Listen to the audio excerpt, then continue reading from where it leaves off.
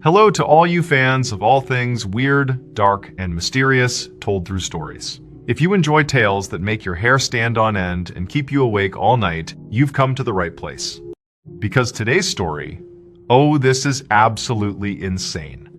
But before we begin, please invite the like button to a romantic dinner, but when the bill comes, you pretend to go to the bathroom and escape out the window. After that, tell me, where are you listening from and what time is it there? On the morning of November 1st, 2002, a 54-year-old man named Lonnie Turner stood inside the back room of a funeral home, carefully trimming the hair on a dead man's head. Lonnie was the owner and head mortician of the Jones Funeral Home in Navasota, Texas, which is a small town just north of Houston. Lonnie had already drained the blood from the body and filled its veins with embalming fluid. Once he wrapped up the haircut, he dressed the body and then applied makeup, before moving it into its casket for the wake that afternoon. When he was done, Lonnie headed down the hallway and up the steps to his office. The whole time he walked, his feet ached. Lonnie was only 54, but lately, he'd been feeling exhausted from his job, and from all the volunteering he did outside of work. As he reached the sitting area outside his office, he looked at the photos that lined the walls. There were pictures of Lonnie with the town mayor, the Chamber of Commerce, and the Navasota School Board. He was the first African-American member of the Navasota City Council, and just 2 years ago, he'd received the Citizen of the Year award from the Chamber of Commerce. The plaque hung on the wall just outside his office, and every time he looked at it, he felt a swell of pride. But when he went into his office, Lonnie's smile quickly faded. Because his 21-year-old son, Junior, was sitting in Lonnie's chair with his feet up on Lonnie's desk, talking loudly nonstop into his cell phone. Lonnie tried to get his son's attention, but Junior just clearly ignored him. So Lonnie just stood there, arms crossed, giving his son a very stern look. Finally, Junior stopped talking on the phone and turned to face his dad. But instead of saying hello to him, he told his dad that he was about to register for the Texas Mortuary Law Exam, which he had to pass to get his mortician's license. And getting that license was the very first step for Junior to be able to take over the family business, something Lonnie was all too aware of. Now, Lonnie knew part of Junior probably just wanted to get out of his father's shadow. It had to be hard sometimes when your father was one of the most well-known people in town, but as much as Lonnie did want to hand over the funeral business to his son, he wasn't going to do that until he felt certain that his son could actually handle it. Because currently, his son acted really immature basically all the time.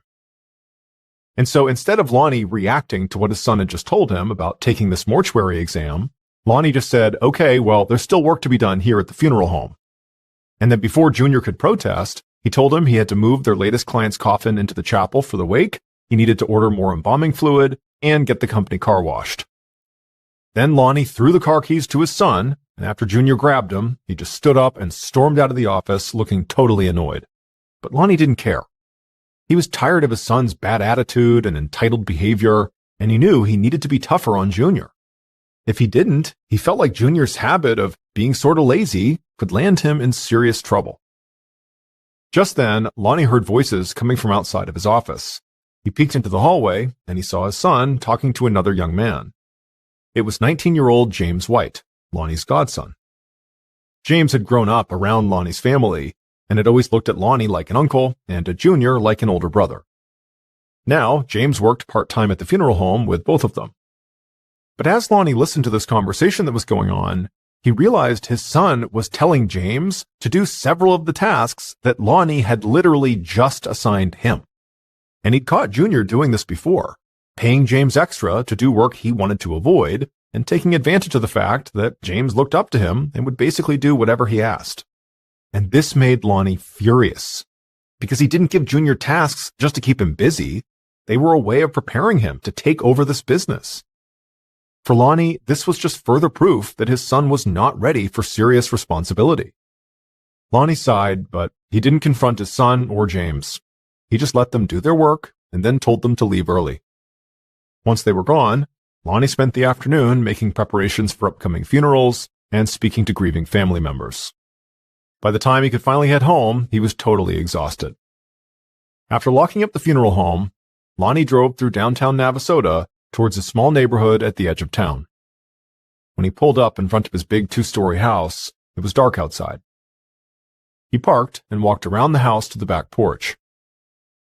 The light was on, and the back door was unlocked, just like Lonnie always left it. He went inside and noticed that Junior wasn't home yet. Lonnie assumed he was out with his friends, like usual. So Lonnie just turned on the TV and made himself some dinner. He ate, watched some local news, and then spoke to a client on the phone around 9:15. They talked for a few minutes, and then after that, Lonnie headed to bed. And he was so tired from work that day that he fell asleep pretty much immediately. And he was sleeping soundly when suddenly there was this loud creaking noise that woke him up. Lonnie sat upright in bed, confused, and before his eyes could adjust to the darkness, he heard something else. The sound of breathing. Someone else was in the room with him. A couple hours later, just before midnight, Lonnie's son, Junior, pulled into the driveway outside the house. As always, he walked around to the back porch as well. But when he got there, he noticed the porch light wasn't on, and it typically was. And so he checked the bulb and actually found that it was slightly unscrewed. So he tightened it until the light came back on. After that, he opened the unlocked door and went inside. He headed upstairs to his bedroom, but on the way there, he noticed his father's bedroom door was open. Now, his dad always slept with the door shut, and it wasn't like him to be up this late. So Junior called out and asked if everything was okay, but there was no response. So Junior walked closer to the open door and peeked inside. But when he did, he saw his dad was not in bed. Instead, Lonnie was lying on the floor beside the bed, perfectly still. And on the wall above him was a huge, dark red streak of blood. Junior just stared for a moment in shock, and then immediately turned and sprinted to his bedroom. There he lifted up his mattress, revealing a collection of handguns, and he grabbed one at random. He jammed the gun into the waistband of his pants and then fled down the stairs. Junior burst through the back door, jumped into his car, and started speeding towards the nearest police station. As he drove, he used his cell phone to call 911. When the dispatcher asked what the emergency was, Junior told them his dad had been shot and killed. When they asked if he had checked for a pulse, he admitted that he hadn't. He said he'd left in a hurry because he was scared whoever had killed his dad might still be in the house. While Junior was speeding to the police station, an officer named Rob Bailey was patrolling the town. It had been a quiet night, that is until his radio crackled, and dispatch told him that a deadly shooting had just been reported at an address on the edge of town, and the shooter might still be inside the building. And Officer Bailey immediately recognized the address, because, like most officers on the Navasota police force, he knew Lonnie and the entire Turner family personally. And so he sped to Lonnie's house, praying that his friend was okay. When he got there, he parked and headed straight to the backyard, because he knew Lonnie always went in through his back door. But while he was rounding the house, he saw something that made him stop in his tracks. The lights were on downstairs, and he could see someone moving around inside. Now, part of Officer Bailey hoped that this shadowy figure was Lonnie himself, and that despite the report of a deadly shooting here, that Lonnie was somehow okay. But he knew that wasn't likely. More likely was this shadowy figure was the shooter.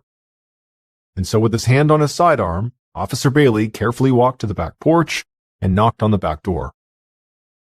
There was a long moment of silence, then he heard footsteps from inside. The door opened, and when Officer Bailey saw who was standing there, he was confused. He recognized the man. But it wasn't Lonnie Turner. It was Lonnie's brother, Lawson, which was very unusual because the officer knew that Lawson lived almost 3 hours away. And as for Lawson, he also looked confused to be seeing a police officer standing at the door. And when Officer Bailey told him that he was actually here responding to a possible shooting, Lawson looked even more bewildered. He said he didn't know anything about a shooting and said he had only arrived a few minutes ago and found the house totally empty. Officer Bailey didn't know what to make of that, but he asked Lawson to please wait outside, and then Officer Bailey went into the house. Bailey went straight to Lonnie's bedroom, and there, just as Junior had described it, he would find Lonnie Turner laying on the ground beside the bed, with the wall streaked with blood behind him. Bailey leaned down to check his friend for a pulse, but there wasn't one. Officer Bailey just stood there for a moment, struggling to process the fact that his friend and one of the most respected men in the city was dead, most likely murdered. A moment later, Officer Bailey collected himself and radioed for backup. After that, he remembered that he had a possible suspect waiting outside. Officer Bailey rushed downstairs and out into the backyard. Lawson seemed eager for news about whatever was going on, but Officer Bailey wasn't sure how much he should say. He was a patrol officer, not a homicide investigator, so he was kind of out of his depth. But he still felt like he had to do something. So he asked Lawson what he was doing at his brother's house. Lawson said he was on his way to Houston, and he was planning to spend the night at his brother's house to break up the drive. He said he'd gotten to the house just a few minutes before Officer Bailey did, and when he'd gone inside, he'd called out for Lonnie, but no one had answered. He'd even looked in Lonnie's bedroom and didn't see him, so he figured Lonnie was out dealing with some funeral home business and would be back soon. And listening to this, Officer Bailey literally couldn't believe what Lawson was saying. The walls in Lonnie's bedroom were literally covered in blood, and his brother's body was literally laying on the floor in front of him. It didn't make sense that Lawson could have looked inside that room and not noticed those things. So even though Officer Bailey was not a detective and was not in charge of this case, he wanted to see how Lawson would react to the news of his brother's death. So he just came right out and told him.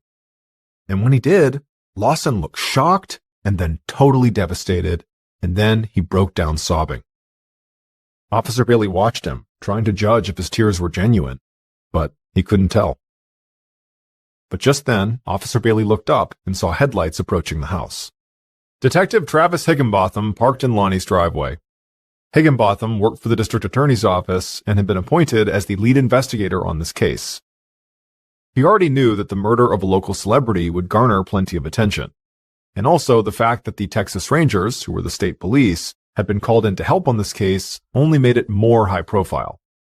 And so for Detective Higginbotham, he knew this case could either make his career or break it. Higginbotham got out of his car and met up with Officer Bailey in the backyard, and he was surprised to see another man was sitting outside and crying. Officer Bailey quickly explained the situation, and the detective agreed that Lawson seemed suspicious. But before Higginbotham could even begin to think about that, he needed to go inside and survey the crime scene. He went to Lonnie's bedroom and took note of the trajectory of the blood spatter on the walls. Then he examined Lonnie's body, and the detective found 2 bullet casings from a 9mm pistol nearby. Given the location of the wounds and the fact that there was no gun anywhere in the room, it was fairly obvious this couldn't be a suicide. So Detective Higginbotham started looking around for clues about a possible motive for murder. Nothing in Lonnie's bedroom, or the rest of the house for that matter, had been disturbed. Lonnie's wallet and his watch were out in plain sight, and there was also $7,000 in cash in an unlocked safe. So it didn't seem like the motive for this was robbery. There were also no signs of a break-in, which made sense considering Lonnie kept his back door unlocked. But that also meant whoever killed Lonnie likely knew in advance he did not lock his back door. So it seemed like a working theory was whoever killed Lonnie knew him personally and maybe had some kind of vendetta against him. As he was thinking this over, Detective Higginbotham heard Lonnie's brother, Lawson, still sobbing outside in the yard. And so Higginbotham got up and headed out to question him. Lawson was clearly distraught, and he started by just repeating everything he'd already told Officer Bailey. And like Officer Bailey, Detective Higginbotham found his story to be very suspicious. The idea he looked in his brother's room and didn't notice his brother's body or the blood on the wall just didn't make any sense. So Higginbotham leaned forward and asked Lawson a much more pointed question. Did he own a gun? Without hesitating, Lawson said yes. He actually had it in his car right now. Lawson led Detective Higginbotham to his car and pointed at a pistol that was just sitting out in the back seat. But the detective saw right away the gun was a .32, not a 9mm, so it very likely was not the murder weapon. But Higginbotham did not think that proved Lawson was innocent, so he decided to bring him to the station, not for more questioning, but for a test. Once they were at the police station, Higginbotham had Lawson's hands swabbed for gunshot residue. The idea was to see if he had fired a gun recently, like that evening. But the results came back negative. Lawson did not have gunshot residue on his hands. However, that didn't totally rule out the possibility that he had fired a gun that evening, because Lawson could have fired a gun with gloves on. Or he could have just vigorously washed his hands afterwards. And so because Detective Higginbotham didn't have any other evidence against Lawson, he had to let him go for now. But the detective was not totally disappointed, because he had another person of interest waiting for him right down the hall. In a nearby interview room, a Texas Ranger was already questioning Lonnie's son, Junior. Detective Higginbotham joined their session and began observing Junior's behavior. Unlike Lawson, who'd been devastated by his brother's death, Junior seemed strangely calm. And his story also seemed very suspicious. According to Junior, when he'd seen the blood on his dad's wall, he had immediately assumed that his dad was shot and killed, even though he didn't hear gunshots or see shell casings, and he didn't check to see if his dad still had a pulse. Junior claimed this was all just gut instinct, but Detective Higginbotham thought it sounded more like Junior already knew what had happened before he'd ever stepped foot into his father's room. But again, Junior swore that was not true. He said he'd been terrified that whoever had shot his dad was still in the house, so he grabbed one of his own guns to protect himself, and then to prove his story, Junior pulled a handgun from his belt and placed it on the table. Higginbotham was stunned. Civilians were not supposed to be allowed to bring weapons into police stations. The detective didn't even know how Junior managed to get the gun inside. But regardless, Junior having a gun during his interview definitely did not make him look any less guilty. However, when Detective Higginbotham took a closer look at the weapon, he saw it was not a 9mm. But still, if Junior owned an arsenal of handguns, the detective figured there could be a 9mm in there somewhere. So, just to be safe, Detective Higginbotham also had Junior's hands swabbed for gunshot residue. And this time, the test came back positive, which would typically mean that Junior fired a weapon that night. But, once again, the results were inconclusive, because in theory, Junior could have gotten that residue on his hands simply by handling the pistol he brought into the station. Higginbotham was weighing this possibility when he got a call from the team of investigators who were still collecting evidence at the crime scene. They'd just found the cache of guns under Junior's mattress, and one of them was a 9mm pistol. Now, it would have to be tested against the shell casings found at the crime scene, which would take time, but it could be the murder weapon. And when Higginbotham confronted Junior about this, Junior's response shocked the detective, because Junior claimed that that specific 9mm gun had actually disappeared from his collection several weeks ago. He had no idea how it had gotten back under his mattress. To the detective, this excuse sounded ridiculous, but he asked Junior if, when the gun went missing, did you report it missing? And Junior said no. At this point, Junior's story seemed to be getting flimsier and flimsier. But one thing prevented Detective Higginbotham from arresting him on the spot. Junior claimed to have an alibi. He said he had spent most of the night hanging out with his girlfriend. They ate at a restaurant, then headed to her place for a few hours, and then on his way home after the date, he stopped at a car wash. Higginbotham wrote down Junior's girlfriend's name, as well as the name of the car wash, so he could look into the alibi later. In the meantime, he let Junior go, but promised they would speak again soon. The next morning, Detective Higginbotham made several calls to verify Junior's alibi, and pretty much everything Junior had said checked out. He'd definitely been to his girlfriend's house and the car wash, but there were still small gaps in his schedule where he theoretically could have had time to go home and kill his dad. The detective sighed. Junior and Lawson both had such unbelievable stories. He was sure one of them was lying, but he just couldn't tell which one. Just then, the phone on Detective Higginbotham's desk rang. It was the district attorney, and he had big news. A police officer who'd been cataloging evidence at Lonnie's house had gone on a smoke break, and when he did, he found a pair of gloves and a makeshift mask lying in a creek just 25 yards from Lonnie's front door. Detective Higginbotham's eyes went wide. He knew that if Lonnie's killer had worn that mask, it would probably still carry trace amounts of their saliva, which would contain their DNA. Testing the mask for DNA would take time, but it could potentially solve the case. Higginbotham ended the call feeling much more optimistic about the case. He arranged for DNA samples to be collected from Junior and Lawson so he could compare them to the mask. But almost as soon as the detective did that, he received another phone call. And this one sent him in a totally different direction. That call was from a Texas Ranger who said he'd done some digging, and he had discovered a criminal case involving Lonnie from a few months before his death. Apparently, a thief had stolen several blank checks from Lonnie's office, then made them out to himself, forged Lonnie's signature, and stole close to $8,000 from Lonnie's account. Lonnie found out and pressed charges. And because he pressed charges, this meant the police had copies of those fraudulent checks, and those checks had the thief's name written on them. The thief was Lonnie's 19-year-old godson, James White. After speaking to the Texas Ranger, Higginbotham asked around and learned that James White worked part-time at the funeral home. Evidently, Lonnie had forgiven him for the theft, but Detective Higginbotham didn't think that made James trustworthy. In fact, he thought that James could be just as strong of a suspect as Junior and Lawson. James was close to the family. He likely knew that Lonnie kept his back door unlocked. He also might have even known where Junior hid his guns. And so Detective Higginbotham knew he needed to question James immediately. So he made some calls, and before long, he managed to track James down.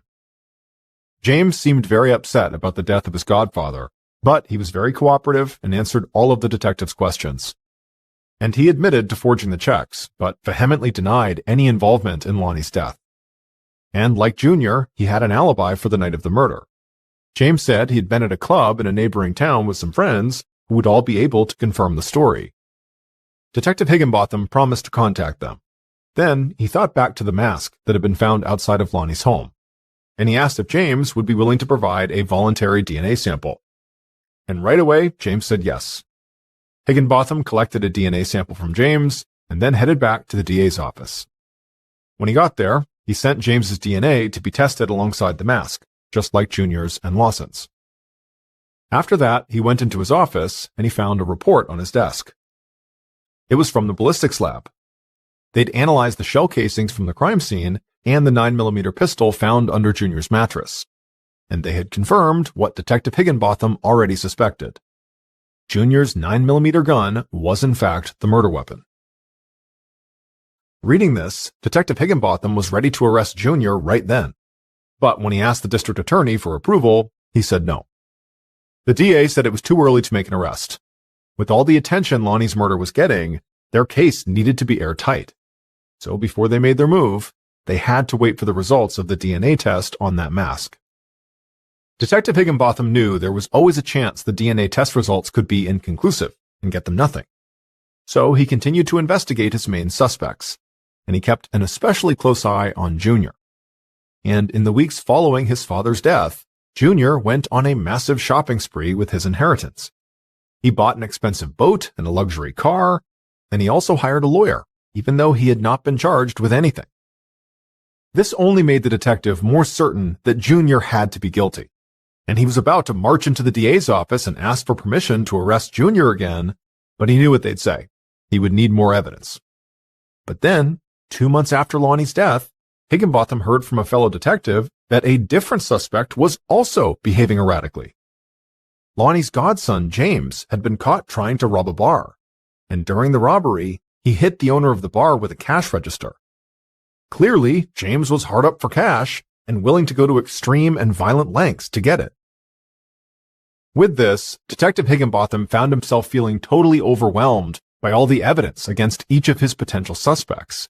However, all this evidence was kind of all over the place. He couldn't really put it all together. And so he went into his office, sat down at his desk, and went back over all the information he had about James, Lawson, and Junior. James was a known thief with access to Lonnie's house.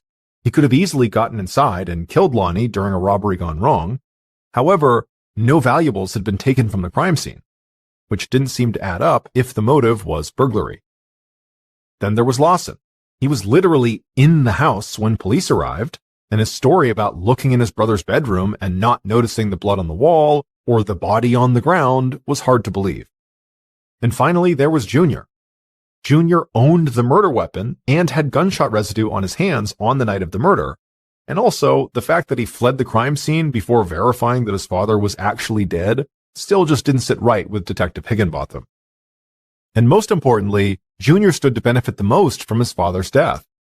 With Lonnie out of the way, he inherited a significant amount of money and a successful funeral home business. And so Detective Higginbotham was sure he was so close to figuring out who killed Lonnie. And sure enough, just a few days later, the DNA test results from the mask came back. And when Higginbotham saw them, he knew the case was solved. Based on the evidence collected at the crime scene and interviews conducted throughout the investigation, here is a reconstruction of what police believe happened to Lonnie Turner on the evening of November 1st, 2002. That night, sometime between 9:15 and 10 p.m., the killer drove into Lonnie's neighborhood with their headlights off. They parked outside of Lonnie's house, then put on their gloves and their mask, a mask they had made earlier by cutting holes in a gym shoe bag. Now, if all went according to their plan, no one would see them tonight. But if somebody did catch a glimpse of them, the killer could not afford to be recognized. And so as an extra safety measure, the killer grabbed a 9mm pistol that they'd brought with them, and then stepped out of the car and hurried towards the back of Lonnie's house. When they got to the porch, they reached up and unscrewed the porch light bulb just enough to break the circuit and kill the light. Then the killer reached for the doorknob, and as expected, it was unlocked. The killer headed inside and went straight for the master bedroom. They knew the thing they'd come here for was inside of that room. They reached the door, turned the knob, and carefully pushed the door open just a crack. The killer peeked inside. He saw Lonnie was lying in bed, snoring. The killer watched Lonnie for several seconds. They knew entering the room was risky, but at this point, they'd come too far to turn back now. So eventually, they pushed the door open further and began to go inside. However, the killer only got 1 foot into the bedroom before the door made a loud creaking sound. The killer froze. They looked over at the bed, and to their horror, Lonnie stopped snoring, sat up suddenly, and looked right over at them. For a moment, the two just stared at each other. The killer had no idea if Lonnie could recognize them with their mask on, but Lonnie looked like he was about to stand up and confront them, so in a panic, the killer raised their gun and fired. Lonnie screamed, and the killer immediately fired again, and Lonnie went limp and then rolled off the bed onto the ground. The killer was so shocked by what they'd done that they didn't even wait to see if Lonnie was dead. Instead, they just turned and ran out of the room, completely forgetting the thing they had come here for. And the killer was almost out the door and out of Lonnie's house when they realized they couldn't just flee the scene while carrying the murder weapon. So they ran back inside, went to another bedroom, lifted up the mattress, and dropped the gun underneath. After that, the killer sprinted out the back door, tore off their gloves and mask, tossed them in a nearby ditch, and then jumped into their car and sped away. In their panic, the killer never considered the fact that they had been breathing through that mask the entire time they were in the house. So they didn't realize that that mask was full of their DNA. And so if investigators got the mask, it would lead them directly to the killer. When Detective Higginbotham saw the DNA test results, he knew the killer was not Lonnie's son, Junior, who owned the murder weapon, and it wasn't Lonnie's brother, Lawson, who was in the house when police showed up. Instead, the killer was James White, Lonnie Turner's 19-year-old godson. James was desperate for money and willing to do just about anything to get it. And he'd been to Lonnie's house countless times, so he knew Lonnie kept the back door unlocked, and he kept a safe full of cash in the master bedroom. He also knew where Junior kept his gun collection. So James planned a robbery. He bought a pair of gloves and made that makeshift mask, and then 2 weeks before the murder, he stole the 9mm pistol from under Junior's mattress. Not because he wanted to kill Lonnie, but just in case anything went wrong. Finally, on the evening of November 1st, James put his plan into action. But when the bedroom door creaked and it woke Lonnie up, James knew he was caught. So he shot Lonnie in a panic and then ran away without even taking any money, even though Lonnie's safe, which contained $7,000 in cash, was sitting unlocked not far away. Which means James killed his godfather for nothing. James was arrested and quickly confessed to pulling the trigger. He also admitted that he'd convinced his friends to lie about his alibi. However, James insisted that the crime was not actually his idea. He claimed Lonnie's son, Junior, had literally forced him to commit the murder at gunpoint because Junior wanted his inheritance. However, there was no evidence suggesting that actually happened. Ultimately, James White would make a plea deal and received a 20-year sentence. On February 24, 2017, 28-year-old Shannon Graves sat on the couch watching TV with her boyfriend in her apartment in Youngstown, Ohio. Shannon changed the channel, and right away she could see that her boyfriend, who was a man in his early 30s named Arturo Novoa, looked annoyed by what she wanted to watch, so she flipped the channel to something else. Then Shannon glanced over at Arturo, but he still looked annoyed. Shannon sighed, trying her best to keep her cool. It was not that long ago that sitting on the couch with Arturo would have made for a relaxing evening at home. But now, every time the two were around each other, they just seemed to argue about everything, even meaningless stuff like what to watch on TV. Shannon put the remote down and then leaned back on the couch and didn't say anything. She hoped that maybe if she just sat there in silence, they could avoid a fight. But in reality, Shannon knew that this TV show she chose, or whatever little thing they ended up arguing about next, was actually just a symptom of a much bigger problem. Her and Arturo's relationship was clearly falling apart. The two of them met almost a year earlier at the club where Shannon had been working nights as a dancer while she went to classes during the day to earn her cosmetology degree. And despite their obvious differences, at first they had gotten along great. Shannon was outgoing and always seemed to be on the move, while Arturo was quiet and more reserved. But they thought their differences actually complemented each other really well. So, after dating for only a few months, Shannon and Arturo moved into an apartment together. And that's when things started to go bad. It was like right away, they just both stopped trusting each other. Arturo accused Shannon of still being into her ex-boyfriend, a guy she'd actually been living with before she met Arturo, and Shannon was convinced that Arturo had a thing for this woman who was always hanging around him when he would come to see Shannon at the club. But whether or not those things were true, Shannon knew her issues with the relationship ran deeper than just thinking Arturo might like some other girl. Shannon had always been someone who loved change. She just never wanted to feel stuck.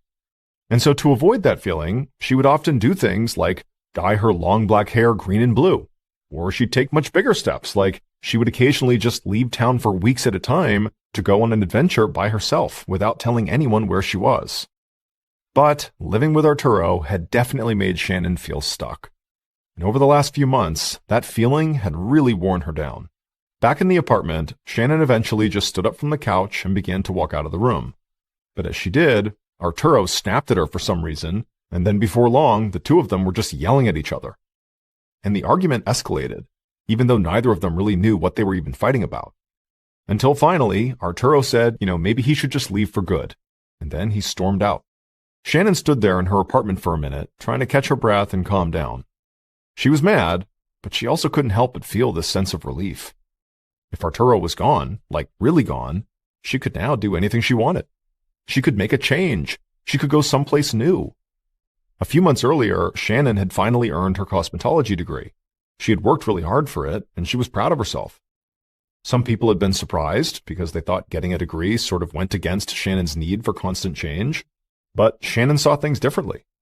Her degree could open doors and give her a chance to work as a cosmetologist in different cities. Or maybe she could even become a highly sought-after makeup artist who would get to travel all over the world. But Arturo had never really supported her dreams, so she had kind of given up on them. Now she could start putting her degree and her talents to work, and she would not have to do that in Youngstown, Ohio. And just thinking about the possibilities for the future got her really excited. Shannon walked to the bathroom, got undressed, and turned on the shower. In her mind, she would wash off all the bad stuff that had happened recently, and it would be like the first small step towards a fresh start. On June 22nd, 2017, so 4 months after Shannon and Arturo had their big fight, Detective Mike Lambert of the Youngstown Police Department looked up from his desk, and he saw a uniformed police officer standing there with a woman who looked very pale and worried. Detective Lambert asked how he could help. The woman said her name was Debbie DePaul, and she needed to file a missing persons report. She said that nobody had seen or talked to her younger half-sister, Shannon Graves, in 4 months. A confused look came across Lambert's face, and for a second he thought he must have misheard her. And so he asked her again, how long has it been since anybody talked to your half-sister? And Debbie repeated herself and said again it had been 4 months. This blew Lambert away. In all his time as a detective, he'd seen family and friends typically file missing persons report If anything, too soon, like before they really needed to. Not 4 months after the fact. In fact, in the majority of cases he'd worked, the supposed missing person had turned up before the cops could even launch a real search. So he really couldn't understand why Debbie, or anyone else close to Shannon, had waited this long to talk to the police. Lambert told the other officer he could leave, and he asked Debbie to take a seat and walk him through what was going on here. After the officer left, Debbie sat down and said she knew how strange it must sound that she had waited this long. But if Lambert knew her sister Shannon, it would make way more sense. She said that Shannon had a history of just sort of taking off and not talking to anyone for long periods of time. It was something she'd done since she was a teenager. And as difficult as it was to deal with that, Shannon's friends and family had sort of come to accept it about her. It was one of the things that made Shannon who she was. But now they noticed that Shannon had not called on a couple of family birthdays, and she also hadn't checked in when her best friend had a baby, and that was not like Shannon at all. Even when she went away without telling anyone, she would always call on these important days. Detective Lambert didn't say this, but he knew 4 months might as well have been an eternity when it came to a missing persons case. If Shannon had really left town like her sister claimed she liked to do, well, Shannon could be anywhere in the world by now. But Lambert figured he would just start his investigation the same way he would if Shannon had only been missing for a few days.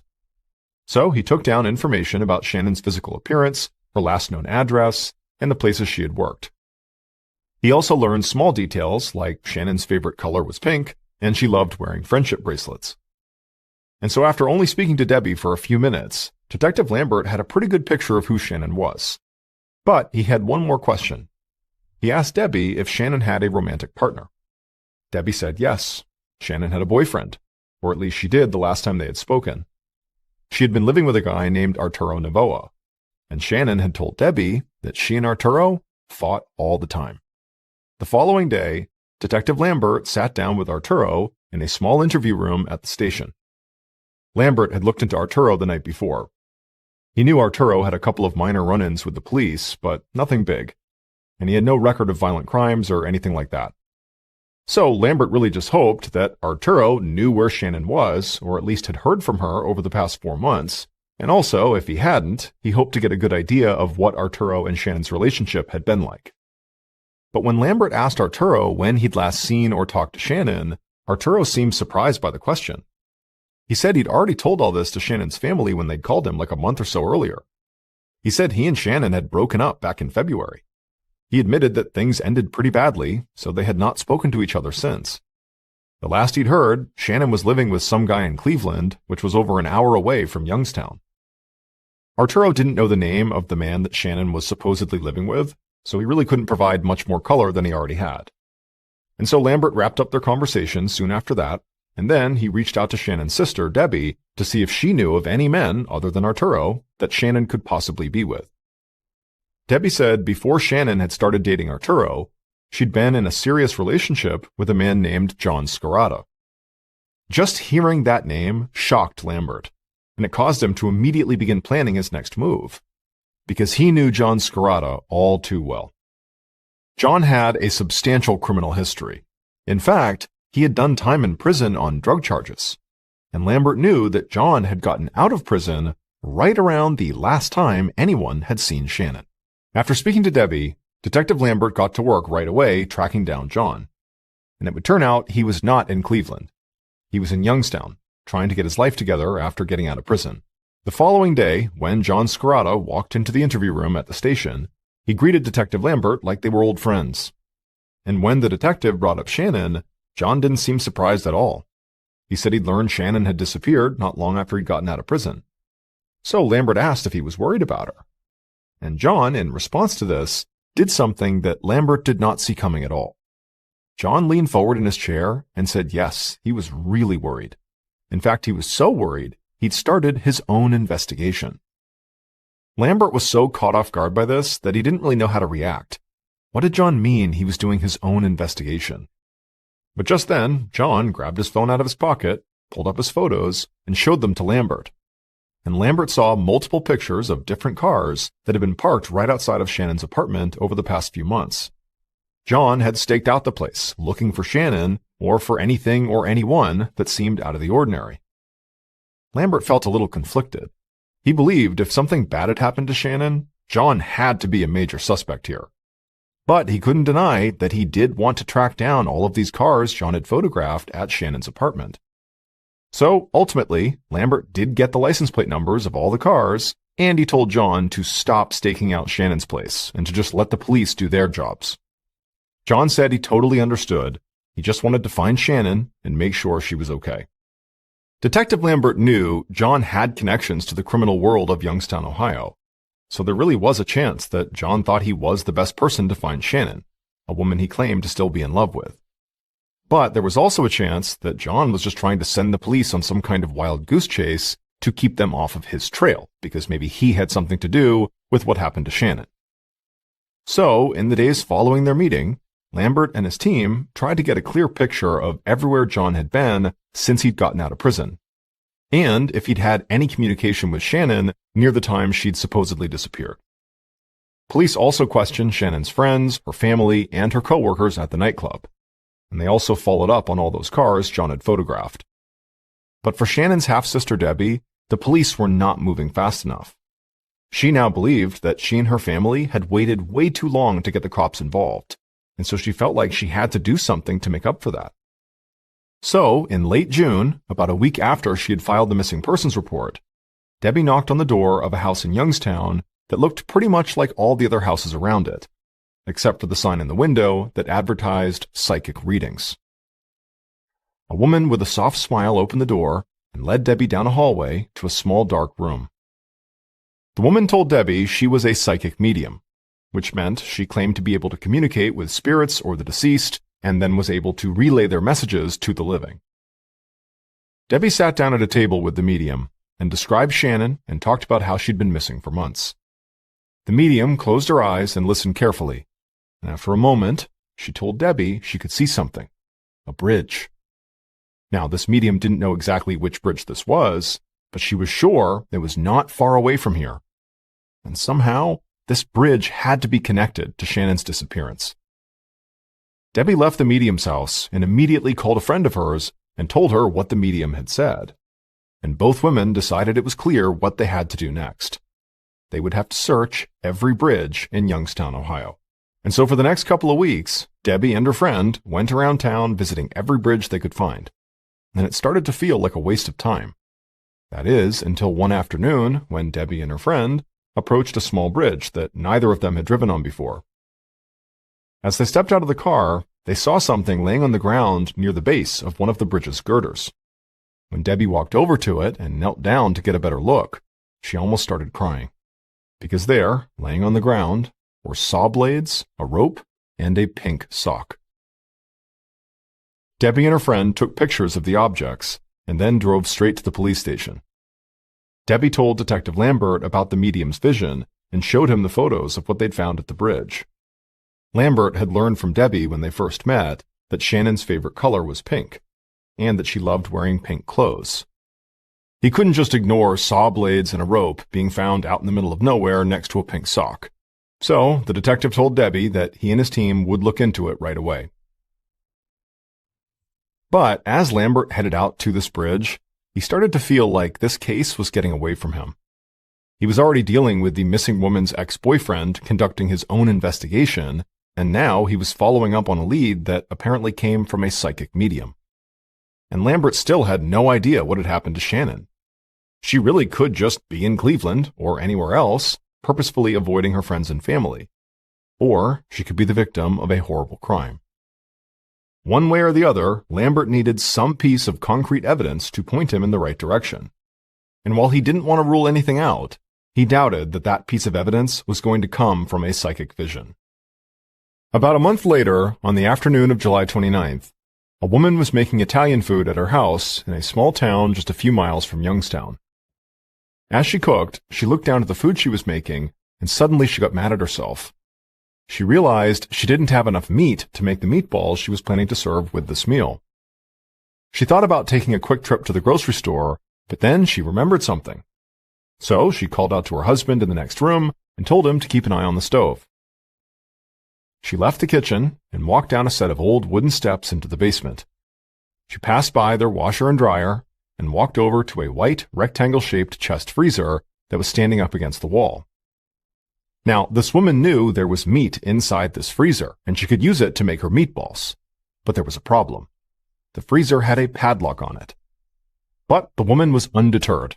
She grabbed a nearby screwdriver off a work table and used it to pry the entire metal latch that the lock was connected to off the freezer. And so now, with the freezer unlocked, the woman opened it up, and immediately she began to scream.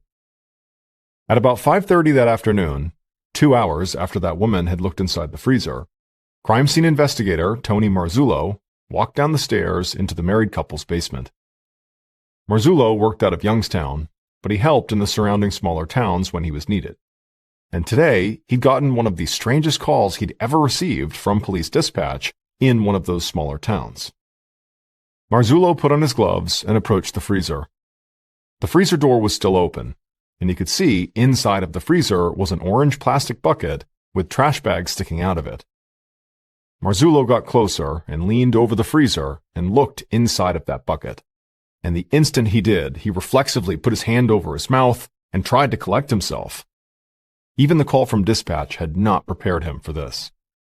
Because in the bucket, Marzullo was looking at the top half of a frozen, severed human head. Marzullo looked down deeper into the freezer, and he saw the entire thing was basically filled with trash bags. And as he pulled out each of these bags and looked inside of them, he found human legs, human arms, and human hands. Marzullo had no idea who the victim was, but instinctively, he grabbed his phone and called Detective Lambert. Later that evening, Detective Lambert stood in the basement with Marzullo and a group of police officers and forensic technicians. Like Lambert had expected, the psychic vision and the objects found at that bridge had not given him any new leads in Shannon's case, and neither had any of the interviews Lambert had conducted to this point. Basically, the case had stalled. He had no idea where Shannon was or what happened to her. But now, as he stood over the freezer, he had a sinking feeling that the body he was looking at could be hers. Now, they would need to run some tests to officially identify the body, but Marzullo was very confident they could do that quickly. Forensic techs would allow the severed hands they'd found to defrost. Then they would use a saline solution to rehydrate the fingers on those hands, which would allow them to pull clean fingerprints. While Lambert waited for those results, he interviewed the married couple who lived at the house to try to figure out how a dismembered body had wound up in their basement. The couple proved to be extremely cooperative. They said that freezer was not theirs. A friend had asked to store it in their house because the electricity in his house had been cut off, and he didn't want the meat in the freezer to go bad. When their friend had brought it over, they did think it was odd that the freezer had a padlock on it, but they'd assumed the freezer door just didn't stay shut on its own, so their friend must have locked it just to make sure the meat inside stayed frozen. The woman went on to tell Lambert that the only reason she had broken into the freezer is because she really wanted to make meatballs. Lambert thought the story was definitely strange, but none of it sounded untrue. So he asked who was this friend who gave them the freezer. They said his name was Anthony Gonzalez, but he was trying to become a hip-hop star, so sometimes he went by the name Tony G. That night, Lambert began his search for Anthony Gonzalez, aka Tony G. But despite it seeming like a pretty common name, he could not find a single Anthony Gonzalez living in Youngstown. And before Lambert could expand his search for Anthony to nearby towns, he got a call from Marzullo. Marzullo told him the lab had successfully pulled fingerprints from the now defrosted hands they'd found, and they were able to officially identify the victim. The body in the freezer was Shannon Graves. Now that police had finally found Shannon's body, and this had become a homicide investigation, news of the grisly discovery in the basement spread across Youngstown. And in the days following the discovery, Detective Lambert got an unexpected visitor at the station. Shannon's ex-boyfriend, John, had returned. John had heard about Shannon's body, and he admitted right off the bat to Detective Lambert that, despite what he'd promised him, he said he had not actually given up his own investigation into Shannon's case. And in fact, now, he had discovered something huge. John heard from a friend of his about a house party that had taken place a few months earlier. And at this house party, a man named Andrew Herman had been burning some of Shannon's stuff in a huge bonfire. With help from John, Detective Lambert and several other investigators found their way to the house where this party had taken place. And as soon as they got out of their cars, they could see the remnants of a bonfire in the front yard. There was a big pit filled with ashes and big pieces of wood around it that looked like they'd been used for seating. Lambert and a crime scene investigator walked across the dying grass in the front yard. They put on their gloves and began sifting through the large pile of ashes, and they found what looked like charred clothing and some burned pieces of plastic. But to their utter shock, it looked like one object had survived the fire and remained almost perfectly preserved. And as Lambert bent down and pulled this object out of the ashes, he almost couldn't believe it. Because of all the possible things he could have found, this was like the perfect clue. The object was a friendship bracelet with small plastic beads strung on it that spelled out Shannon. There was no doubt that John had been right. Somebody had been burning Shannon's things. Investigators headed back to the station with this new piece of evidence, and Lambert set up a meeting with Andrew Herman, the man John said had been burning Shannon's things. But John warned Lambert to watch out, because Andrew was a total psychopath. A guy who was into black magic and who worshipped the serial killer cannibal Jeffrey Dahmer. On August 7th, 2017, so about a week and a half after the discovery of Shannon's body, Detective Lambert led Andrew into an interview room. And Lambert had to admit that Andrew was not anything like what he'd expected. Andrew wore a well-fitted suit and tie, and his hair was short and neatly combed. He looked way more like a guy who worked at a bank than somebody who was into black magic and serial killers. But Lambert knew the way this guy was dressing didn't prove anything, one way or another. Detective Lambert told Andrew right away that they had gone to the site of the house party and discovered a friendship bracelet inside of a fire pit that they were sure belonged to Shannon Graves, and that they'd heard Andrew was the one trying to burn it. Andrew nodded and said, yep, the bracelet was Shannon's, and he was trying to burn it. And he also admitted that he and a couple other people had also burned some of Shannon's other things at that party. Lambert just looked at him and said it seemed very suspicious that they had burned the belongings of a woman who'd recently been found brutally murdered. But Andrew did not flinch. In a perfectly calm voice, he said they had burned the stuff as a favor for a friend, Anthony Gonzalez. Now, Detective Lambert did not react to what he was hearing, but inside, after hearing that name, he felt like he was about to lock up this investigation. Because he was now able to connect Anthony, aka Tony G., the man who'd brought the freezer to the married couple's basement, directly to the bonfire that had been used to get rid of Shannon's personal belongings. So Lambert asked why his friend, Anthony, had wanted to burn Shannon's stuff in the first place. Andrew sat there in silence for a minute, and then he began to speak. And when he did, without ever losing his cool, he told a story that was even gorier and more disturbing than any story Detective Lambert had ever heard in his life. And by the time Andrew stopped telling this story, Lambert knew exactly what had happened to Shannon Graves. Based on information from Andrew, evidence found in the basement freezer, and interviews conducted throughout the investigation, the following is a reconstruction of what police believe happened to Shannon on February 24, 2017, and the following days.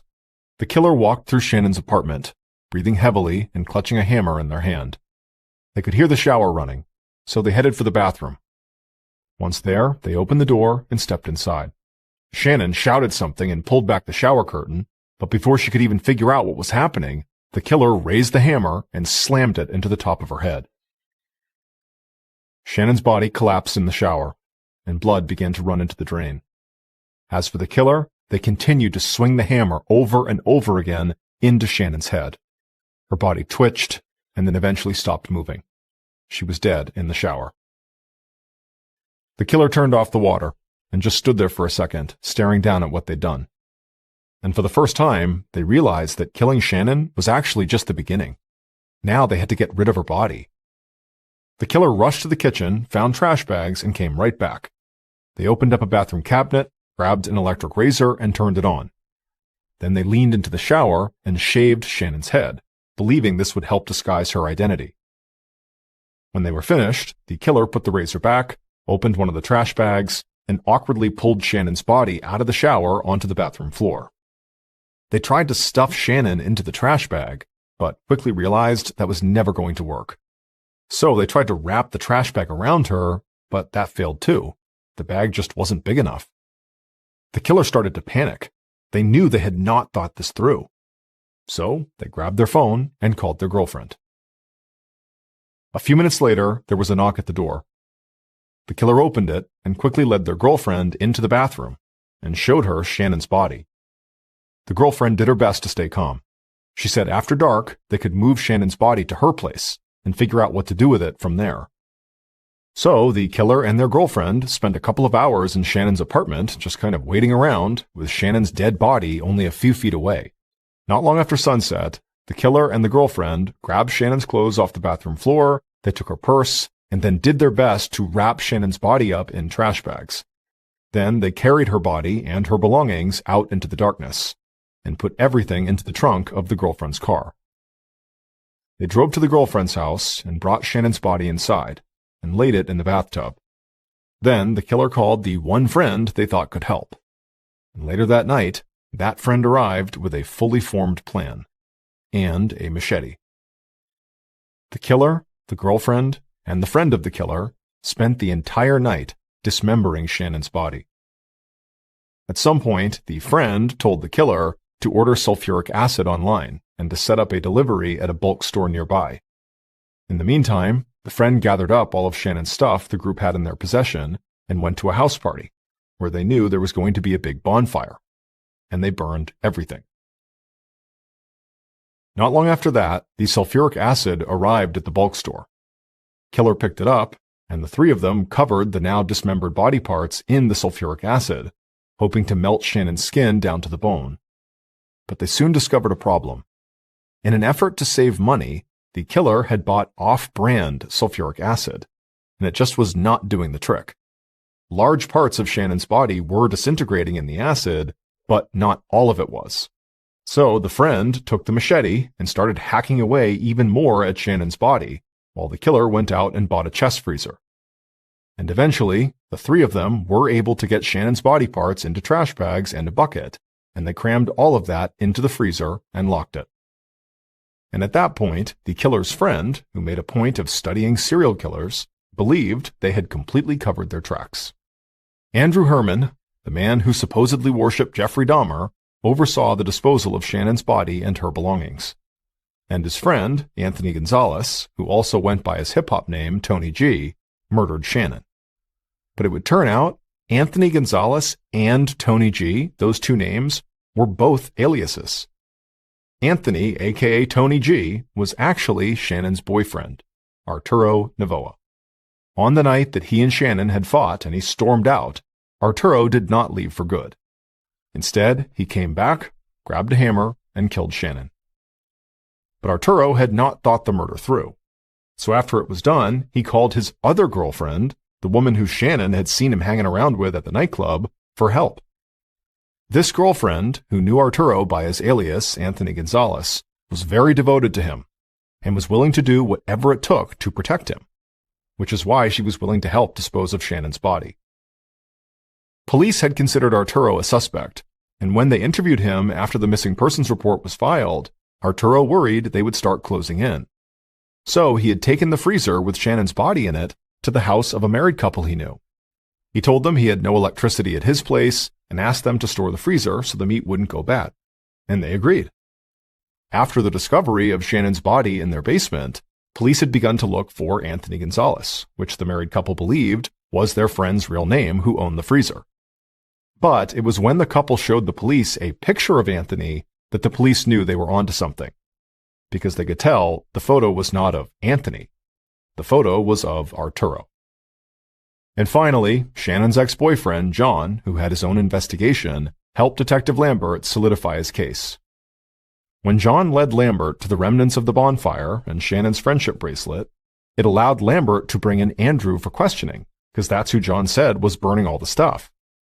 And Andrew, when he was interviewed, just told Detective Lambert all about the horrors that had taken place from the moment Arturo killed Shannon until the moment the freezer ended up in the married couple's basement. Arturo was ultimately sentenced to 48 years to life in prison. His girlfriend was sentenced to 18 years for her role in the crime, and Andrew was sentenced to 12 years.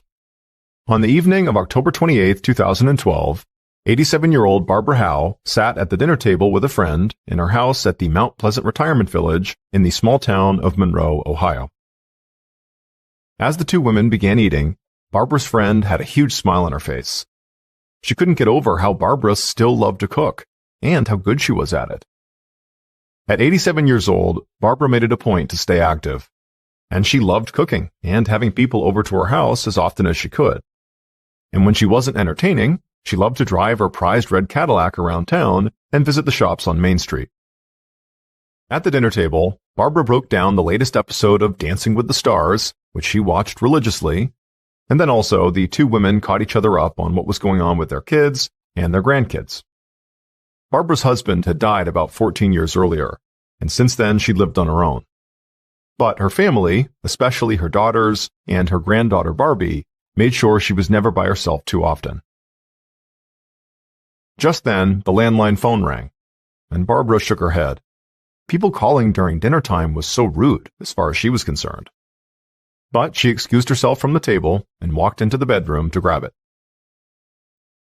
The person on the phone said they were working in the retirement village that evening to fix and update all of the residents' Lifeline medical alert systems. Lifeline was a device that allowed someone to push a single button in order to get medical help in case of an emergency. Everyone who lived at Mount Pleasant had one, and it had a piece of equipment connected to the phone line that sometimes required maintenance. Barbara thanked the Lifeline worker for letting her know, said she'd see them soon, hung up, and went back to the table. Barbara and her friend talked and ate a while longer, and then finished up their dinner. They made plans to catch up again the following week, said goodnight, and then Barbara's friend headed out. Barbara cleared the table and started cleaning up the kitchen right away. She'd been a neat freak her entire life, and she couldn't stand having any kind of mess or clutter in her house. When she was finished cleaning, she poured herself a glass of iced tea, walked into the living room, and sat down in her favorite chair. She put her drink down on a small table right by her chair, then she grabbed the remote and turned on the TV. But just as she began flipping through the channels, she heard a knock at her front door. 2 days later, on the morning of October 30th, Detective Greg Myers of the Monroe Police Department took a call at his desk. The woman on the phone quickly introduced herself as Donna Wesselman, and Detective Myers thought she sounded very frantic. Donna said she had plans to meet up with her mother, Barbara Howe, later that day, but she'd been trying all morning and she couldn't get a hold of her. And this was not normal. Her mom always answered her cell phone, or at least called back within a few minutes. Donna said she talked to family and her mother's closest friends, and nobody had heard from Barbara in over a day. And her mom was 87 years old, so she was really worried that she might have fallen down in the house, gotten hurt, and now couldn't call for help. Detective Myers got Barbara's address and told Donna to meet him there. He would do a wellness check on her mother and make sure everything was okay. After Myers hung up, he headed right out to his car. As a veteran detective in a small police department, he was used to handling all kinds of cases. The Monroe PD didn't have things like missing persons or homicide divisions, so the few detectives on the force had to jump in wherever they were needed, including wellness checks like this one. As Myers drove past the town's quiet Main Street, he looked at all the old-fashioned shops that were all decorated for Halloween, and he thought it looked like something out of a classic 1950s horror movie. A few minutes later, Myers arrived at the Mount Pleasant Retirement Village, and he found Donna very anxiously waiting outside of her mother's house for him. After reassuring Donna that everything was okay, he'd go in there with her, Donna pulled out the key that she had to her mother's house, she walked up to the front door, and she opened it.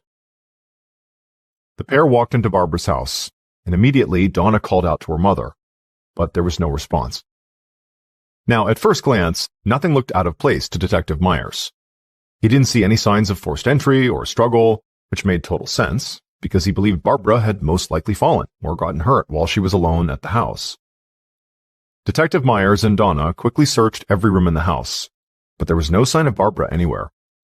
But when they came back into the TV room, Donna noticed a glass on a small table, and she pointed at it, and she had this frightened look on her face. Myers didn't understand. It was just a half-empty glass of what looked like iced tea. But Donna said her mother had to be one of the neatest people alive. She would never leave a half-empty glass on the table like that. Detective Myers glanced around the room. Other than the iced tea, he didn't see any other indications that Barbara had been home recently. So he asked Donna if her mother still drove, and she said yes, she did, all the time.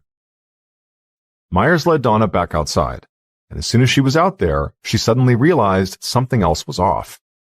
Her mother's prized red Cadillac was gone. Detective Myers quickly shifted his focus from the house to the missing car. He now worried that Barbara might have driven off the road, or maybe gotten into some kind of car accident. She could have been injured and trapped in the car somewhere for almost 2 days now. He told Donna to go home and wait for his call.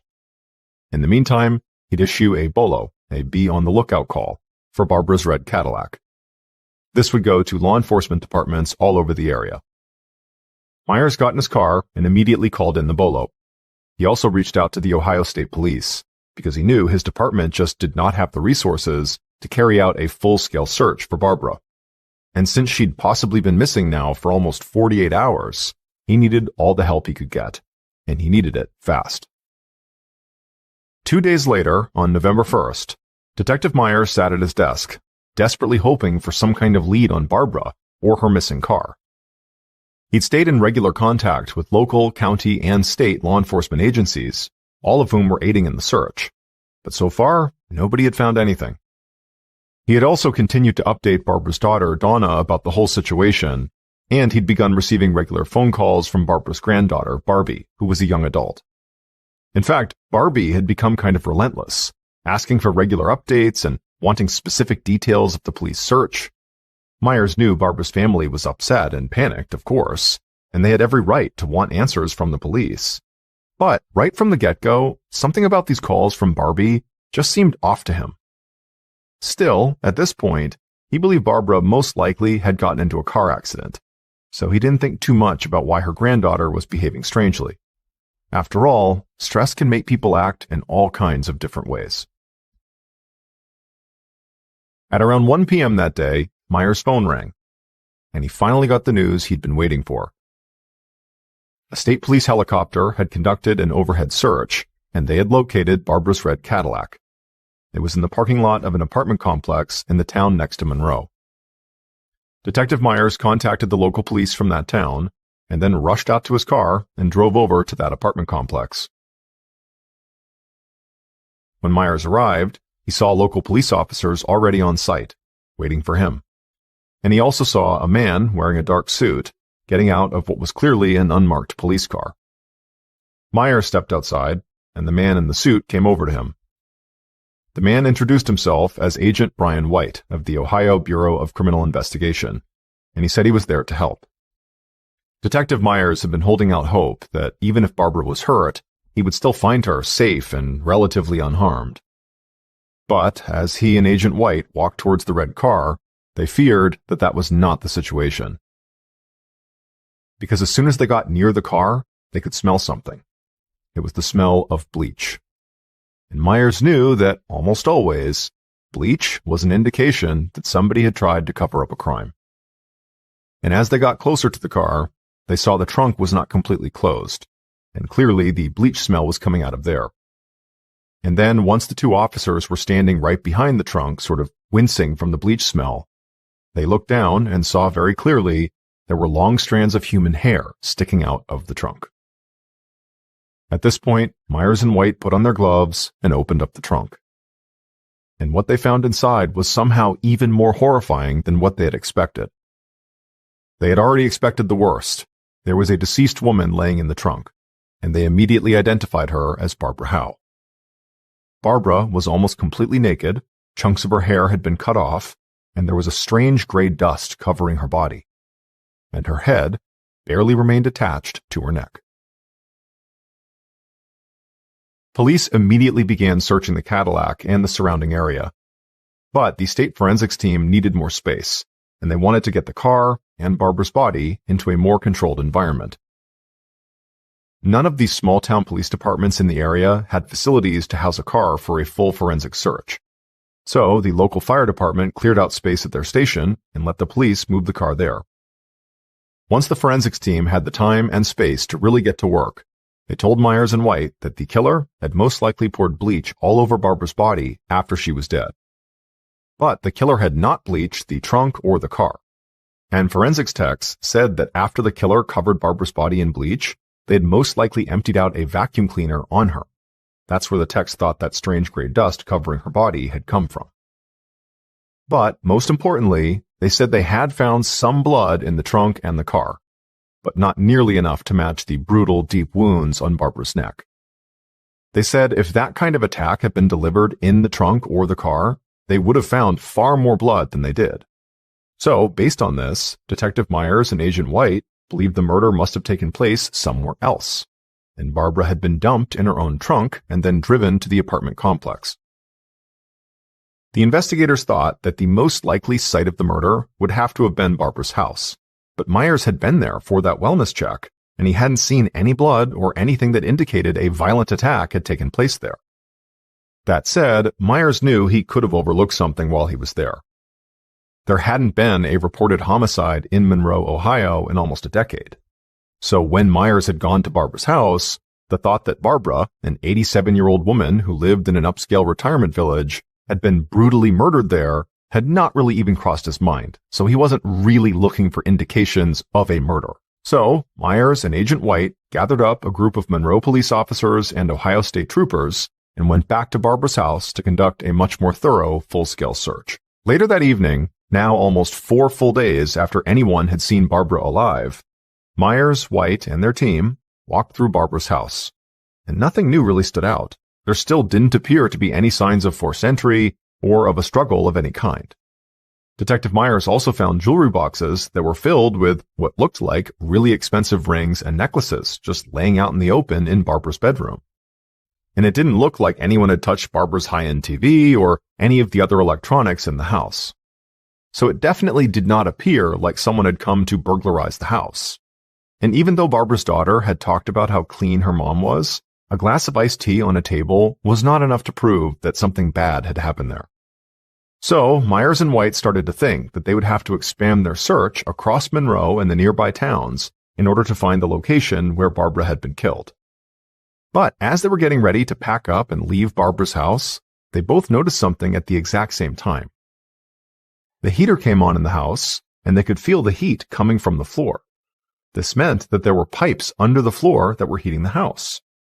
And they knew there had to be a way for maintenance workers to get to those pipes if they needed repairs. So Agent White called out to the team on site and said they needed to search the house for any place that might provide access to the pipes under the floor. And within a couple of minutes, a state trooper shouted for White and Myers, and they rushed through the house, and they found him inside of a utility room just off the kitchen. The trooper pointed to the floor, and Myers and White looked at each other and then bent down, because they saw a wooden panel that almost completely blended in with the floor, and they realized this was actually the entrance to a crawl space. They lifted up the wooden panel and they looked inside. And right away, both men felt a mix of excitement and horror. There, in this tiny crawl space, they saw a rug that was covered in blood, and there was blood spatter all over the floor and the sides of this crawl space. Late that night, after forensics techs had collected blood and possible DNA samples from the rug, the crawl space, and throughout the house, Myers and White laid out a plan. They knew that a group of trained law enforcement officers, including both of them, had searched this house and almost left without finding the entrance to that crawl space. So they didn't believe that Barbara's killer was just some random person who just happened to stumble upon that hidden panel in the utility room floor. Instead, they were sure that her killer must have had intimate knowledge of the layout of the house. And for Myers and White, only a limited number of people could fit the bill. Staff members and maintenance crew who worked at the retirement village, and Barbara's close friends and family. Agent White had the resources at his disposal to track down and interview everyone on staff at Mount Pleasant. So Myers, who was well respected in the local community, would handle speaking to Barbara's friends and family. And Detective Myers knew who he wanted to start with, because he lived by a simple adage when it came to police work. If there's a fire, and someone watching that fire burn wants to know all the details about how it started and how it spread, there's a good chance that person may have started the fire. and Myers thought the same went for violent crimes. And there was one person who had wanted all the details about Barbara's disappearance and the police investigation from the very beginning: her own granddaughter, Barbie. In the days following the discovery of that crawl space, Detective Myers and his team dug deeper into Barbara's life and her relationship with her granddaughter. And what they found did not really surprise them. Barbara was loved by pretty much everyone who knew her. She was smart, funny, and always looked out for other people. But hearing things like this was pretty common for police when talking to people who had just lost their loved one.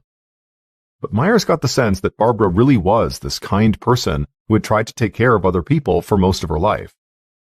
However, there was something else that Myers kept hearing about Barbara.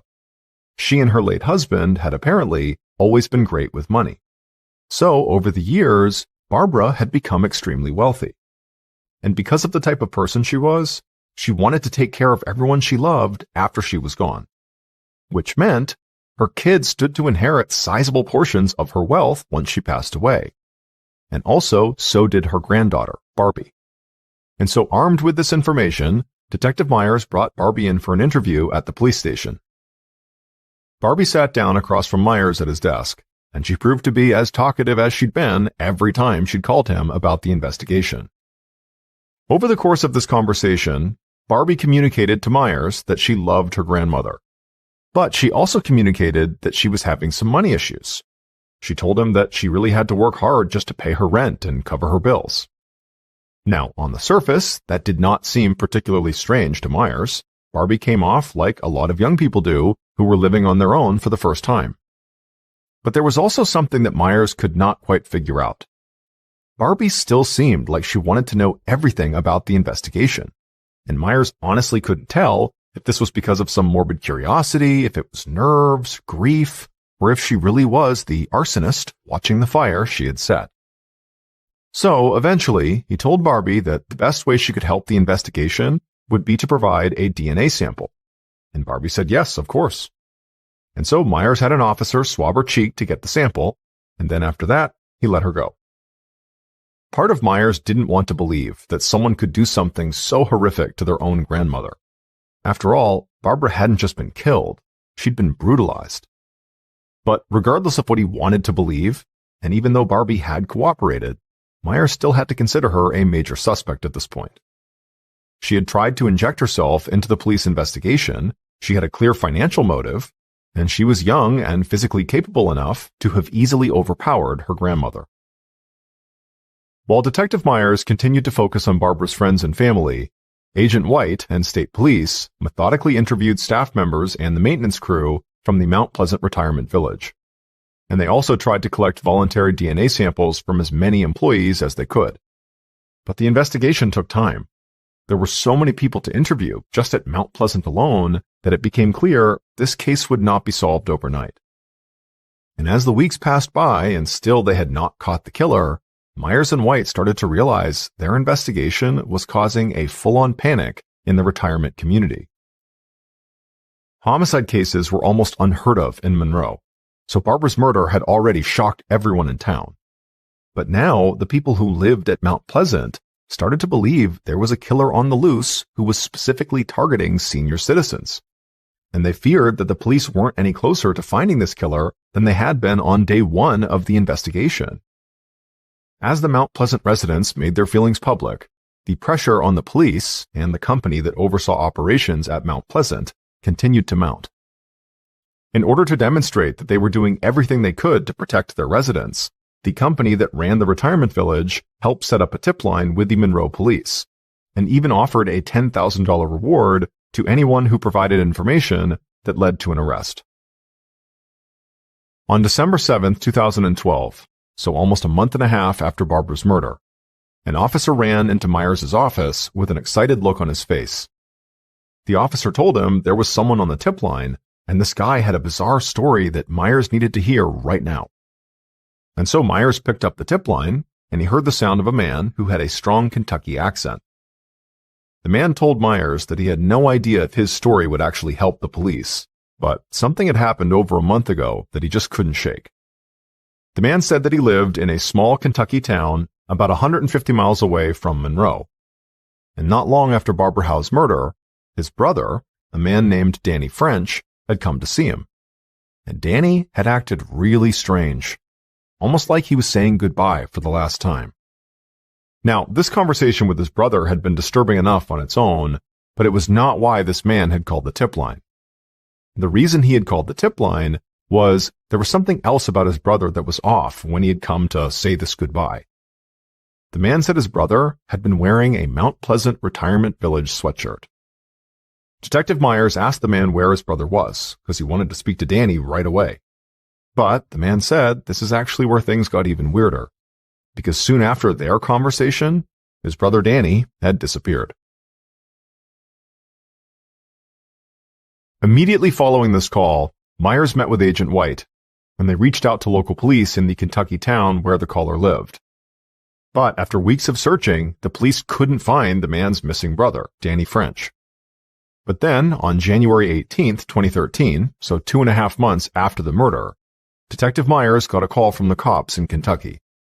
They said they had found Danny French, and apparently he'd been living in the woods for months. Myers got in his car and sped across the state line into Kentucky to the local police station where the cops had brought Danny.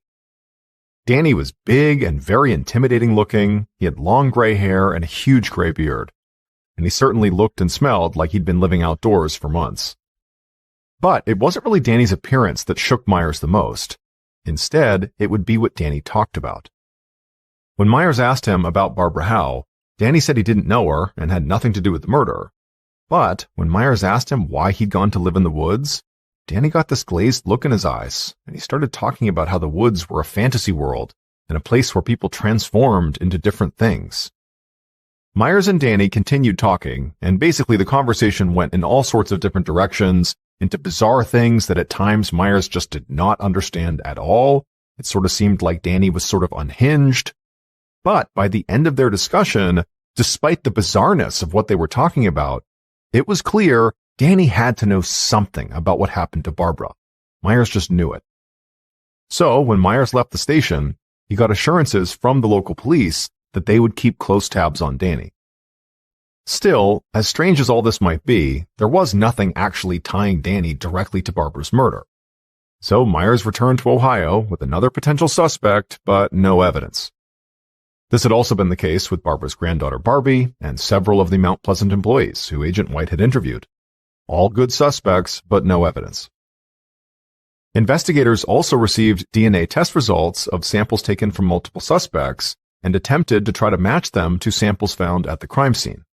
Now, these results did eliminate some suspects, but they did not conclusively point to a killer. And soon, with no new evidence coming in, the investigation started to grind to a halt. Months passed, then a year went by with very few new leads. Myers and White still believed they had a few strong suspects here, but the evidence just wasn't strong enough to make any arrests. And so Barbara's case basically went cold.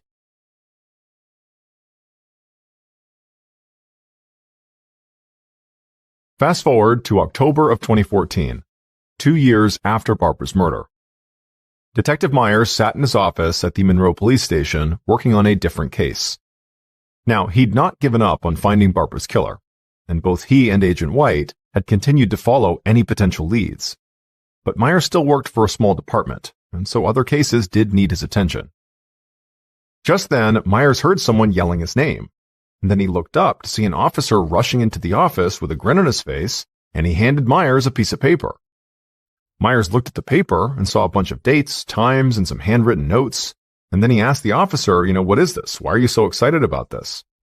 And the officer said a lead in the Barbara Howe case that Myers had asked him to pursue had paid off. And this sheet of paper was a copy of the schedule that Barbara's cleaning woman had kept. Myers looked down at the schedule, and now that he knew what it was, his eyes suddenly went wide. He told the officer to find this cleaning woman and bring her in right away. He would have to ask her some questions, but Myers was now positive that this schedule finally made it clear who killed Barbara. Based on information from Barbara's cleaning woman, DNA test results, and evidence collected over the course of the entire investigation, the following is a reconstruction of what police believe happened to Barbara on the night of October 28, and the early morning of October 29, 2012. The killer sat inside of their parked car, staring out at the homes that lined the quiet streets of the Mount Pleasant retirement village. The killer glanced at the clock. They knew Barbara was expecting them any minute, so it was time to move. They grabbed a stun gun sitting on the passenger seat and then stepped outside. The killer held the stun gun behind their back as they approached Barbara's house and then knocked on the door. Barbara opened the door, and the killer smiled and followed her inside. Barbara walked through the house towards her bedroom, and the killer stayed right behind her. And at some point, they raised the stun gun, pressed it to her back, and pulled the trigger. Barbara immediately felt an electric shock. She screamed, she convulsed, and fell to the floor. But to the killer's complete surprise, Barbara remained conscious, and she was trying to get back onto her feet. So the killer leapt on top of Barbara and hit her in the head, and then strangled her. Eventually, Barbara passed out. The killer stood up and picked up Barbara off the floor. She didn't weigh very much. The killer then carried her through the house into the utility room near the kitchen. They laid her on the floor, reached down, and pulled up the wood panel that hid the crawl space. Once it was open, the killer picked up Barbara and dropped her into the crawl space. And then they just stood there for a minute, thinking. After a little while, the killer simply walked out of the house, leaving the door unlocked behind them. They got in their car, drove off, and parked on a nearby street, where they could still see the Mount Pleasant retirement village. And the killer just sat there in their car and waited. Hours later, after midnight, the killer saw that almost all the lights in the retirement village had now gone off. It seemed like most residents were now asleep. So, the killer grabbed a long, sharp knife they had left on their floorboard, stepped out of their car, and quickly walked back to Barbara's house. The killer walked inside and went right to the crawl space. They looked in, and Barbara still lay there. She was unconscious, but breathing. The killer got on the floor, leaned down into the crawl space, grabbed Barbara by the hair, and slit her throat. Blood splashed onto the walls of the crawl space, but the killer didn't stop. They kept slicing and cutting Barbara's neck until they had almost decapitated her. Finally, the killer relented and stood up.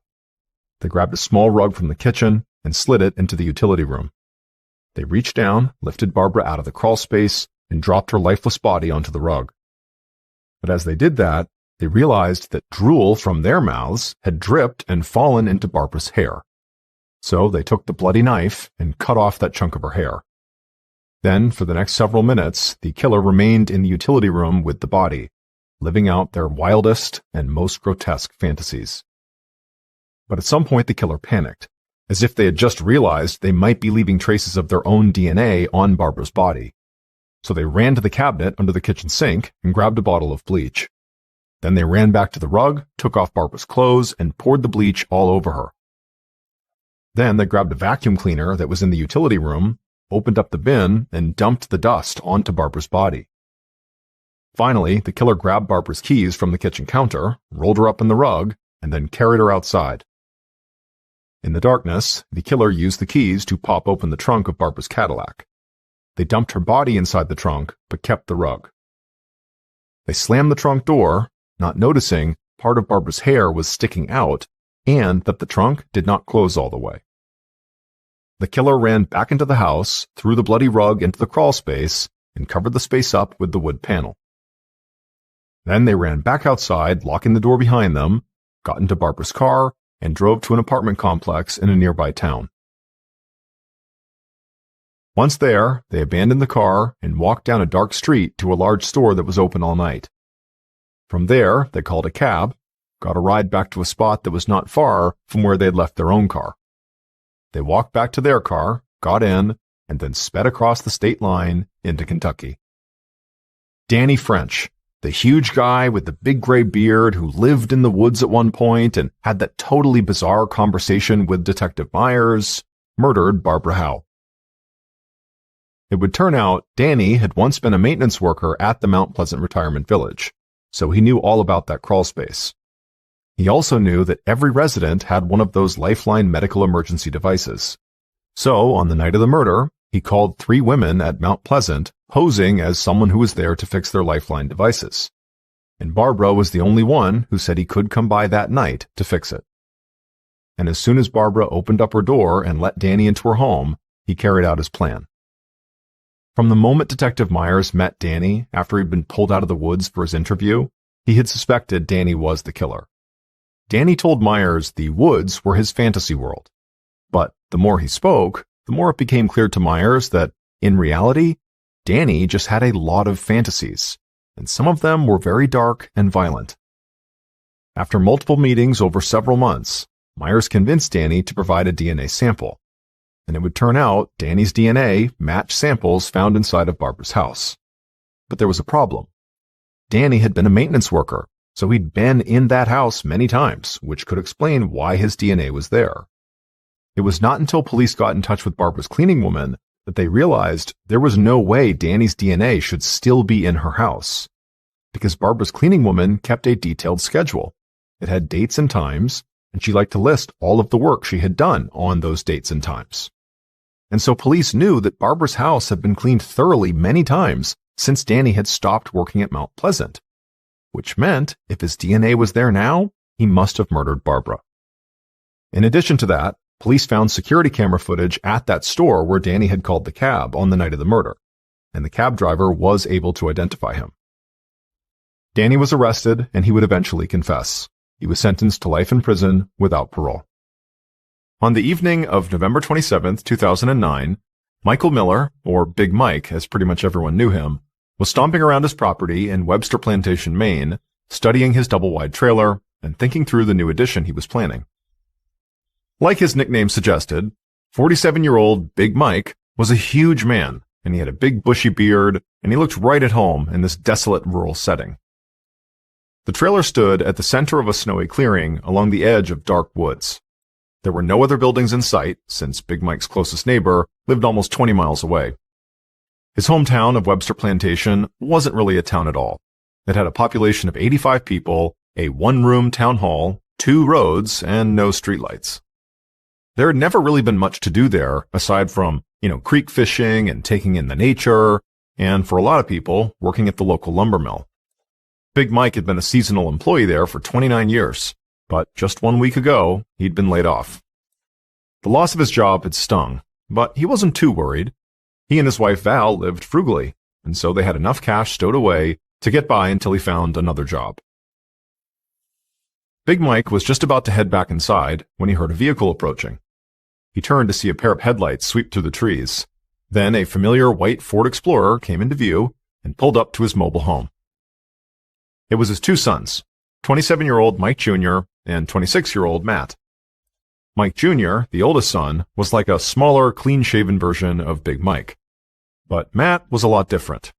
He was skinny and pale, with a buzz cut and tattoos along his neck.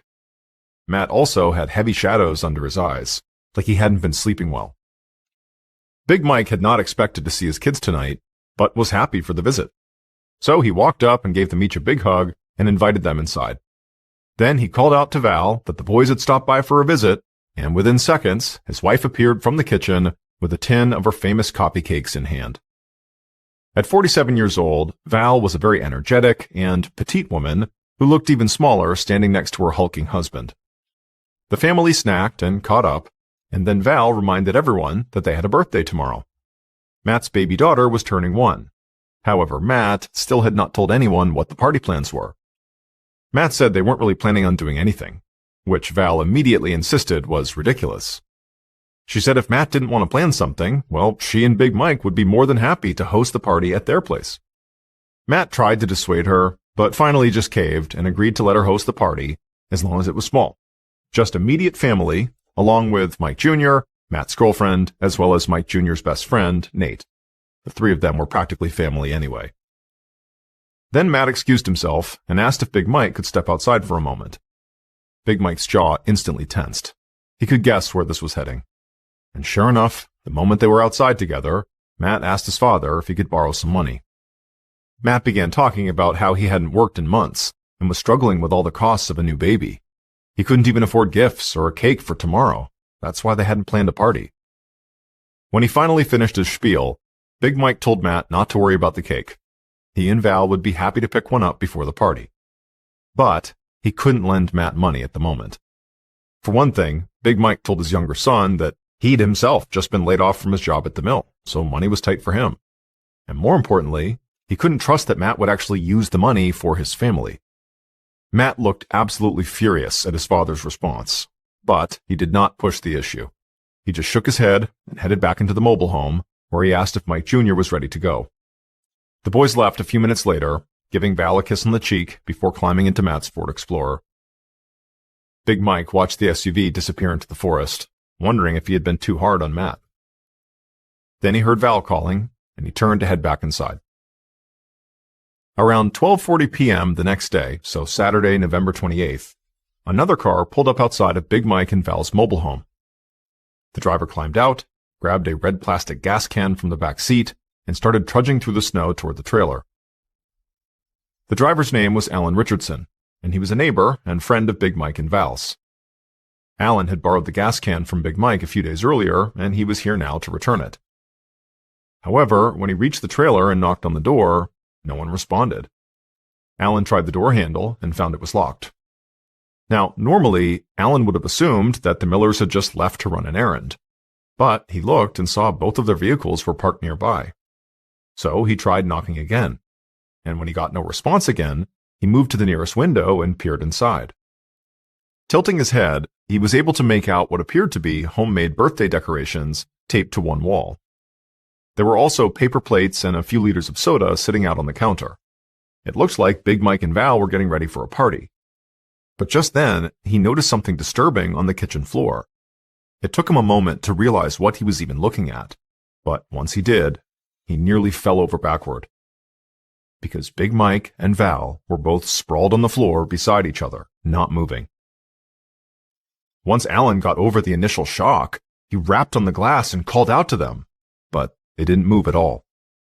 Alan's hands shook as he pulled out his phone and punched in 911. The moment the dispatcher picked up, Alan told them he'd just discovered the Millers unconscious in their trailer with the door locked. He asked if he should break in and try to help them, but the dispatcher told him that could be dangerous. Whatever caused the Millers to collapse could still be in there, whether it was an electrical problem or a carbon monoxide leak or something else. And so the dispatcher instructed Alan to simply wait until the authorities arrived, which unfortunately would take a while since the nearest police station was over 30 miles away. Alan was still waiting nervously outside the mobile home when he heard sirens approaching through the woods. An ambulance rounded a bend in the trees, followed by a police cruiser and a fire engine, and they all pulled up in front of Alan, lights flashing.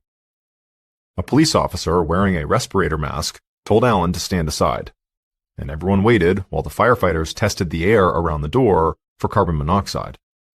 When they announced that the coast was clear, the police forced open the door and entered the mobile home, followed by a pair of EMTs.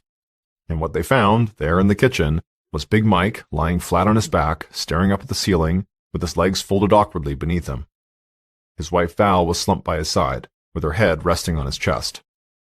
Their skin was waxy and pale, they weren't breathing, and there was a small amount of blood on the floor around them. The EMTs checked for a pulse to be certain, but it was obvious the Millers were dead.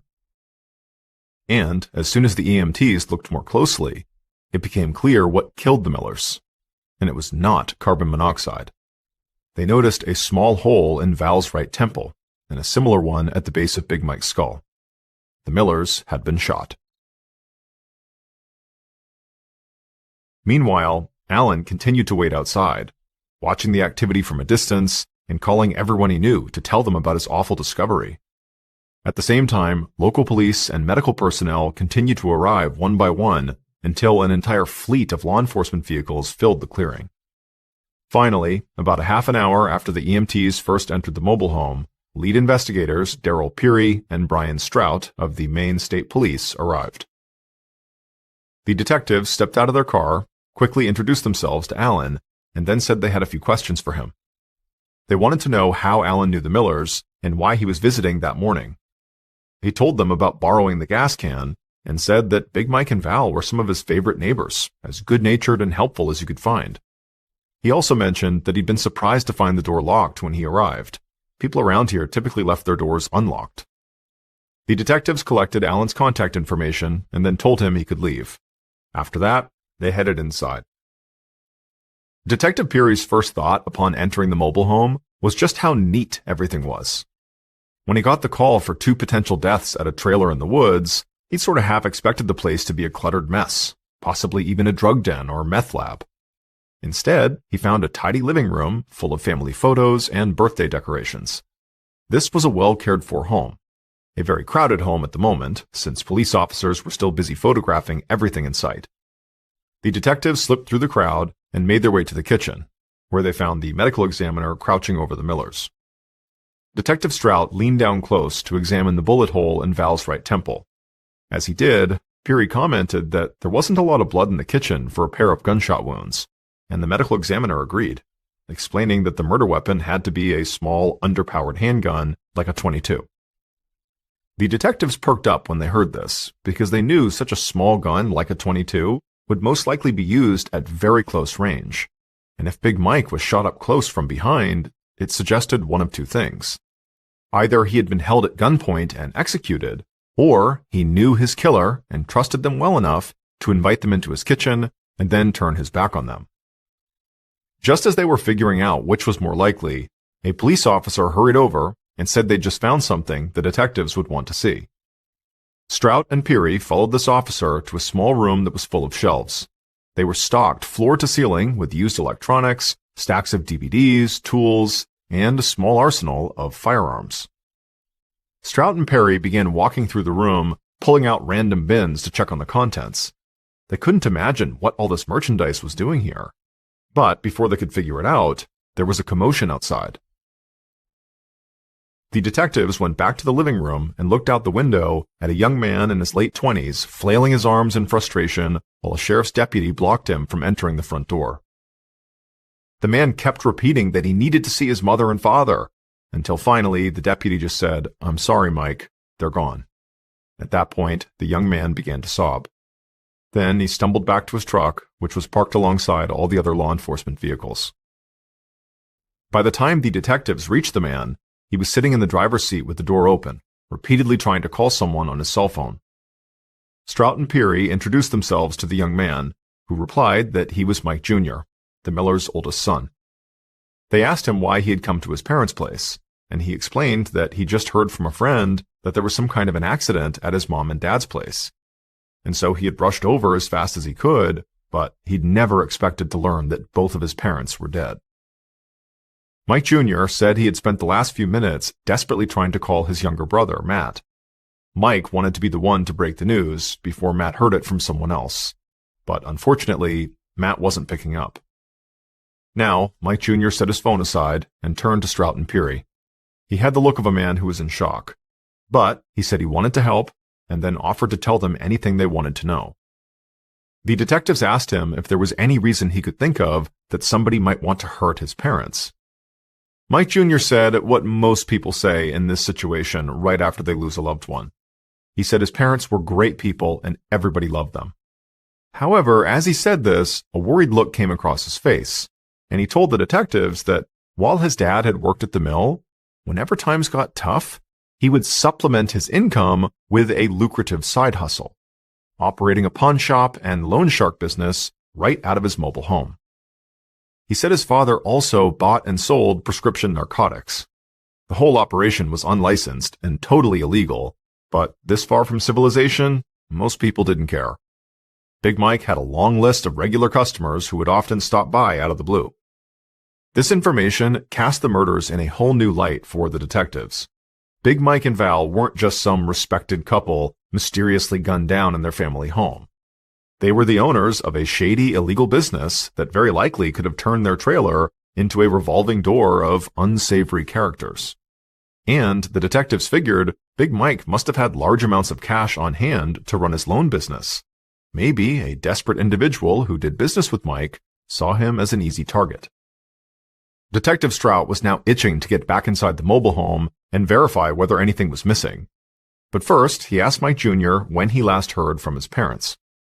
Mike Jr. said he'd spoken to his mother around 10 a.m. that morning to firm up details for his niece's birthday party, which Big Mike and Val were supposed to host that afternoon at their mobile home.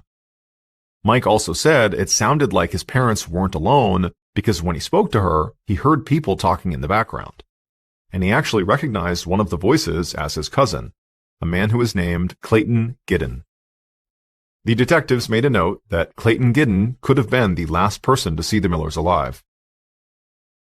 After they wrapped up with Mike Jr., Detective Strout called the state police headquarters to try to get background information on Clayton. At the same time, Peary went back inside the trailer. He wanted to get a second look at the storage room where Big Mike had been running his business. And when he got back there and looked around at the cluttered space, it was impossible to say for sure whether anything had been taken. That is, until Peary found an orderly stack of ledgers on a shelf. Flipping through these pages, it quickly became clear that Big Mike had kept meticulous records. Everything he'd bought or sold and every dime he lent was marked and dated. And from the information on these records, Peary could see that a safe where Mike stored jewelry and other high-value items was clearly missing. He also couldn't find one ledger book from the set, which looked like it was the one that was used to track Big Mike's loans. And so Peary was thinking more than ever that robbery had to be the motive for the murders when his partner, Detective Strout, came in to join him. Strout said he had just spoken to the office, who had given him an address for Clayton Giddon, Mike Jr.'s cousin. He was located in the nearby tiny town of Springfield. Strout told his partner that Clayton was apparently an avid hunter, which meant he very likely owned a lot of guns. Now, both detectives were even more eager to talk to him. Later that afternoon, when Strout and Peary knocked on Clayton's door, a young girl answered. She ran to get her father and returned moments later with a man in his mid-30s. Clayton was clearly shaken up, as though he'd already heard the news about his aunt and uncle's deaths. However, when the detectives told him that Big Mike and Val were murdered, Clayton seemed startled. And then he became even more distraught when he realized he was a potential suspect. But Detective Peary promised Clayton they were only there to talk. So Clayton took a few calming breaths, then he invited them into the living room. Clayton told the detectives that he'd driven out to have coffee with his aunt and uncle that morning, and he'd taken his 9-year-old daughter with him. When they arrived at their mobile home around 10 a.m., Big Mike and Val were at ease and looking forward to the birthday party later that day. There was no sign of any trouble, and the couple did not seem like they were in danger. Detective Strout listened patiently, while at the same time studying the man for any sign that he might be lying. But Clayton seemed genuinely shocked. And if his daughter really had been there that morning, Strout had a hard time believing that Clayton was the killer. After all, who could commit murder in front of their own child? But suddenly, Clayton said something that made both detectives lean forward in their seats. He told them that he and his daughter were not the only ones at the Miller's place that morning. When they arrived, Big Mike and Val were already chatting with a young man named Nate Nightingale. Clayton didn't know exactly why Nate was there or what he was doing, but he said he didn't find it that unusual. Nate was Mike Jr.'s best friend, and he hung around the Miller's place all the time. But Clayton said the detectives should still talk to him, because when Clayton left the trailer at 10:30 a.m., Nate was still there. Hearing this, Strout and Peary could both feel the case starting to pick up speed. The Millers had been dead for only a matter of hours, but already the detectives had a potential witness who might have been in the room when the murders happened. When the detectives met at the state police office the following day, November 29th, they found new information waiting for them. The autopsy results had come in, and they confirmed that Big Mike and Val were killed with a .22 caliber pistol. This cemented the detectives' suspicions that they'd both been shot at close range, likely right there in their kitchen. The office had also pulled Big Mike's phone records, showing that he'd called a friend at 10:40 a.m. The detectives would contact this friend, and they would confirm that, yep, Big Mike had called them, and during their conversation, nothing had seemed off. That left a narrow 2-hour window when Big Mike and Val could have been shot. Big Mike was very much alive at 10:40 a.m., but the couple was dead by 12:44 p.m. when Alan Richardson, the neighbor, had called 911. So Strout and Peary got to work tracking down Nate Nightingale, perhaps the last known person to see the victims alive. But they were also eager to speak with Matt Miller, the younger son of Big Mike and Val, who still was not answering his phone. And as they would find out, Nate Nightingale and Matt lived right near each other. So the detectives set out to pay them each a visit. Matt's apartment was closer to the station, so Strout and Peary headed there first. And from the moment Matt answered the door, the detectives could sense that something was just off. The 26-year-old had shadows under his eyes like he hadn't slept in days. But it was actually Matt's behavior, not his appearance, that really got their attention. Matt was not acting like someone who just lost his parents. He didn't show signs of grief or even press the detectives for any details on the progress of the case. Instead, he seemed nervous and evasive, almost like he just wanted Strout and Peary to leave as soon as possible. And the detectives responded to this behavior by actually pressing him on his whereabouts the previous day. He told them he had just been driving around Lincoln with his girlfriend Tanya and their infant daughter, picking up last-minute items for the birthday party that afternoon. Matt's alibi was short on details, and the way Matt refused to meet their eyes as he spoke made the detectives even more suspicious. And also, Tanya was out running errands with the baby, so she couldn't even confirm Matt's story. Strout felt sure that Matt must be hiding something, so he tried asking about his relationship with Big Mike and Val. Was he on good terms with his parents? Matt brushed the question off, saying of course he was on fine terms with them. They were his parents. And then after that, no matter what the detectives asked, Matt gave similarly curt responses. It eventually became clear the detectives were not going to get much more from him today. So they got a cell phone number for Matt's girlfriend, Tanya, and told him they'd follow up soon. And then they left to go talk to the next person on their list, Nate Nightingale. After their interview with Matt, speaking to Nate was like a breath of fresh air. From the moment Nate answered the door, he was polite and eager to help. Nate was clearly upset and told the detectives that he'd been close to the Millers for years. He had been best friends with Mike Jr. since high school, and he considered the Millers' trailer like his second home. Detective Peary asked Nate what he had been doing at the Millers' trailer on the morning of their murders. Nate said that he dropped by to catch up and also to take out a small loan from Big Mike. They'd just wrapped up business when Big Mike's nephew, Clayton Giddon, had arrived with his daughter. Nate said that Clayton left at 10:30, and then Big Mike took a phone call shortly after that. And then after Mike got off the phone, Nate said his goodbyes. To this point, Nate's story about what happened that morning matched all the details the detectives already knew from speaking to Clayton and also looking over Big Mike's phone records. But then Nate revealed something they had not expected. Nate said that as he was leaving, a woman arrived at the Millers' trailer. He said he'd never seen her before, but she looked like she was in her 50s, maybe around 5'4" tall, with a slender build and glasses and bangs. He said she had called out, "Hi, Val," as she entered the mobile home, and she greeted Nate as he was leaving. His best guess was that she was a customer, but she could have just been a friend. At that point, Nate said he drove off to meet up with his girlfriend, so he didn't know how long that woman had stayed at the trailer. The detectives got the feeling like things were speeding up again. They now had someone who was at the trailer during the 2-hour window when the shooting occurred. The detectives knew they had to speak to this woman, but they had to find her first. Strout and Peary told Nate that a department sketch artist would be in touch very soon to put together a sketch of this mysterious woman. And sure enough, by the time the two detectives were back at the office, they found that the artist and Nate had already linked up, and the sketch was complete. Looking at the sketch, the detectives thought this woman looked like she could be anyone. But there weren't a lot of people in this part of Maine to begin with, so if this woman was a local, there was a decent chance somebody would recognize her. On December 1st, 2009, so 3 days after the Millers' murder, the detectives hosted a press conference where they officially disclosed what many people already knew. The Millers' deaths had been ruled a double homicide. Then they also released the forensic sketch of the mystery woman, saying she was an important person of interest in the case. Anyone who recognized her was encouraged to call the investigators as soon as possible. Right after the press conference, police posted copies of the sketch all over town, while others went door to door asking if anyone knew the woman. And soon, calls started to come from people all around the state who said they did recognize her. The detectives were just starting to look into these tips when Matt Miller's girlfriend, Tanya, finally returned their call from 2 days ago. They asked her where Matt had been on the morning of the murders, wondering if she would confirm Matt's claim that she'd spent the morning driving around with him looking for gifts. But instead, Tanya insisted she had not been with Matt at all that morning. She said on Saturday morning, Matt had walked out the door without saying where he was going, and for the next 2 hours, nobody could reach him, which was extremely frustrating considering they were supposed to be getting ready for their daughter's birthday party that afternoon.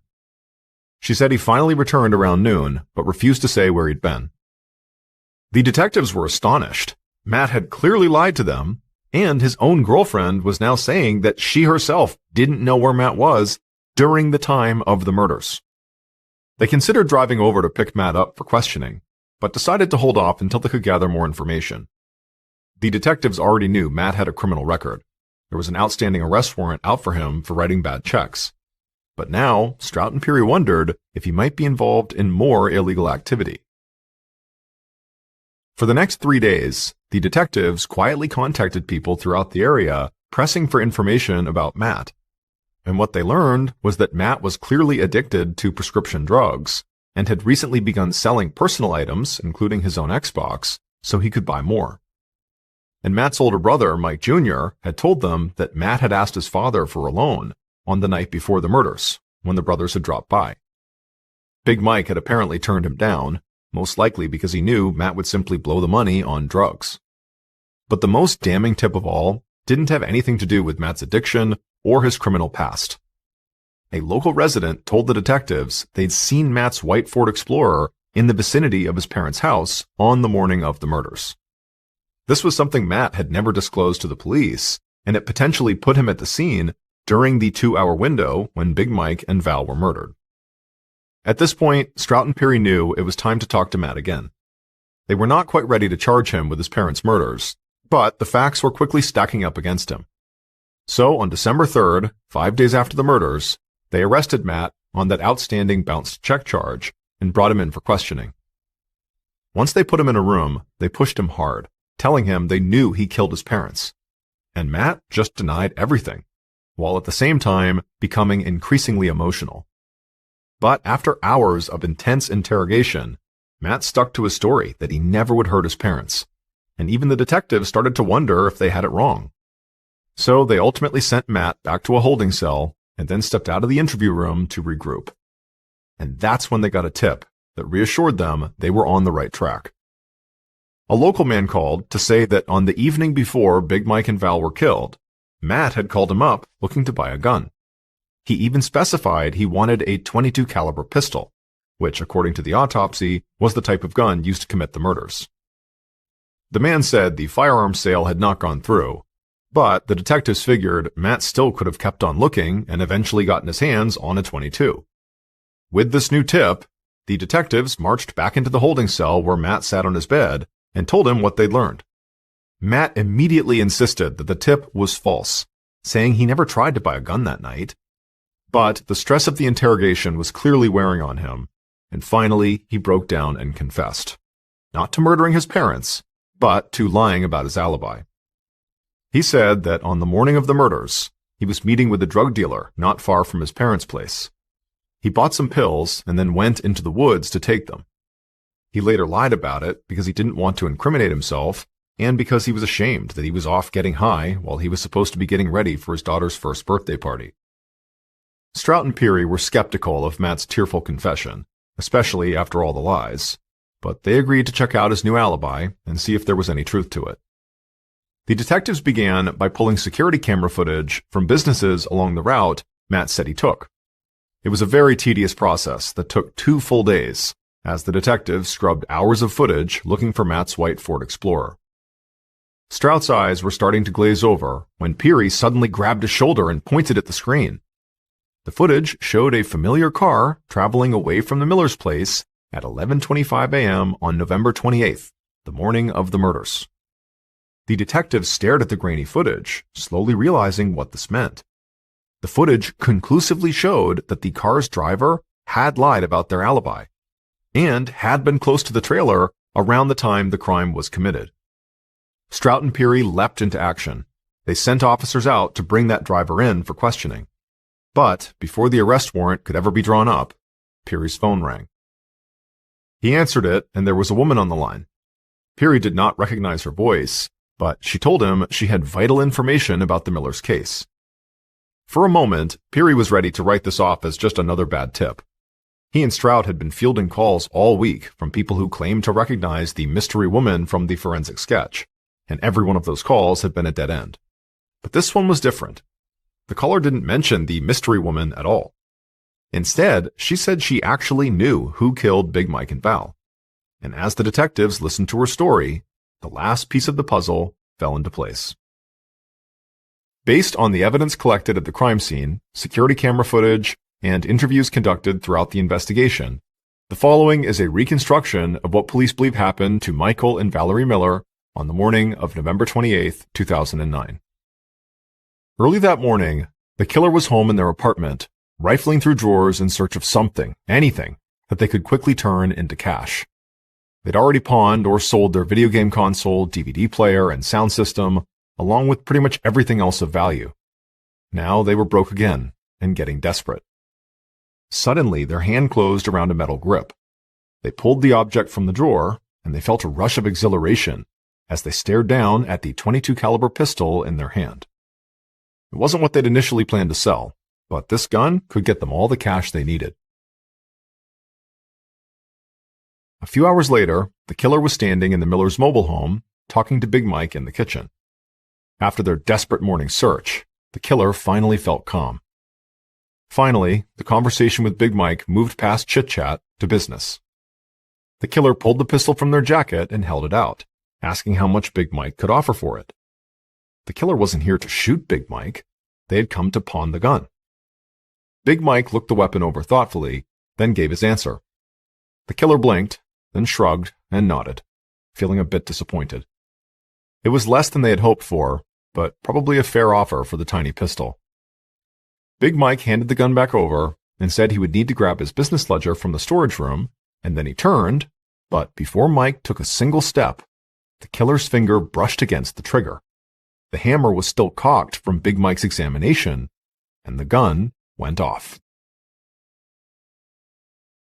The killer jumped from surprise as Big Mike collapsed, his enormous body slumping to the floor of the kitchen. Val screamed and rushed into the room, instantly dropping to her husband's side. In an instant, the killer realized what they'd just done. They had shot Big Mike in the head. Maybe Val would believe this was an accident. Maybe she wouldn't. But right now, all the killer wanted was for her screaming to stop. Without really understanding why, the killer raised the gun and fired, this time on purpose. Val's scream was cut short as a bullet hit her in the head, and she collapsed onto her husband. The killer just stared down at the crumpled bodies, horrified by what they'd just done. The situation felt so unreal, but as the seconds ticked by and Big Mike and Val didn't move, the killer knew they were dead. Then, the killer realized that if they didn't want to spend the rest of their life in prison, they would need to get out of the mobile home right now. And they were about to flee when a thought suddenly struck them. They came here for money, and Big Mike would not be needing money anymore. Besides, it might be good for the killer if the police thought the shooting was part of a robbery. So, the killer ran for the storage room. They threw the door open and stood there for a moment, taking stock of the guns and electronics. The killer knew they couldn't carry very much, so they decided to take the safe. Before leaving, the killer stopped to consider Big Mike's business ledgers. They knew these books would include the sizable loans the killer had taken out from him in the past. And this made the killer nervous. So the killer quickly flipped through the pages of the ledger books until they found one containing their own name. They tucked that ledger under their arm, picked up the small but heavy safe, and left the storage room. They avoided looking at the bodies on the kitchen floor as they shuffled past, and they just continued to drag the safe out of the mobile home back to their car. Before leaving, they doubled back to lock the trailer's door. With any luck, that would delay the bodies from being discovered, and hopefully buy the killer a bit more time. A few minutes later, the killer was speeding away, and they were so focused on just getting out of town that they didn't notice the closed-circuit cameras aimed at the road. When Detective Strout and Detective Peary reviewed the camera footage 2 weeks later, they didn't see the white Ford Explorer they were looking for, because Matt Miller was not the killer. It was Nate Nightingale, the best friend of Mike Jr., who the Millers had treated almost like a third son. The woman who had called in with a hot tip was Nate's girlfriend. and she told Strout and Peary that Nate had come to her and confessed to the crime. Nate was arrested on December 12th, and shortly after that, he would admit to everything. He said he really had gone to the Miller's place intending to pawn the gun. He needed the money so he could go Christmas shopping with his girlfriend. But while he was showing the gun to Big Mike, it went off by mistake, and when he realized what he had done, he panicked and intentionally killed Val. Nate also admitted to fabricating the story about the mystery woman. He said she was just a red herring to keep the police off his tail. She didn't exist. Detective Strout and Peary didn't like to admit this, but Nate's ploy almost worked. The search for that mystery woman burned up a lot of their time, and if they hadn't stumbled upon the security camera footage of Nate's car, it might have saved him. But now that they knew the truth, they looked at the forensic illustration again, and they noticed something they hadn't before. The woman in the sketch looked shockingly similar to Nate Nightingale himself, down to the narrow face, thin nose, and glasses. Nate had intended to throw the police off his trail with this mystery woman, but as he gave them details for the sketch, he sort of subconsciously wound up describing himself. It was almost like his guilt over murdering the people who helped raise him was so great, he could not let himself get away with it. Nate was sentenced to 40 years in prison for murdering Val. Big Mike's death was treated as manslaughter, for which Nate received 15 years to be served concurrently. Big Mike and Val's sons, Mike Jr. and Matt, sat stone-faced at the sentencing, while Nate tearfully apologized for destroying their family. Neither brother responded, but they stayed and watched while he was led away in handcuffs. Ever since, the two brothers have celebrated Matt's daughter's birthday a week early so that on November 28th, they can also remember their parents. On the morning of March 11th, 1900, 43-year-old Carrie Selvage stared out her bedroom window into the front yard of the building where she lived in Indianapolis, Indiana. The sun shined bright on her face, but it was surprisingly cold for March, and there was a chill in Carrie's room.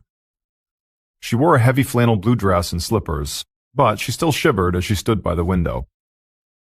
Carrie heard footsteps behind her. She turned and saw a young woman standing there. Carrie smiled, exposing her gold filling and several false teeth that she barely even noticed anymore. The young woman smiled back and then put her hand on Carrie's shoulder. To someone walking by, this might have looked like two friends enjoying the view outside the window. But that's not what was happening here. Because the building where Carrie lived was not her home. It was the Union State Hospital, a turn-of-the-century sanitarium, which today would be called a psychiatric hospital.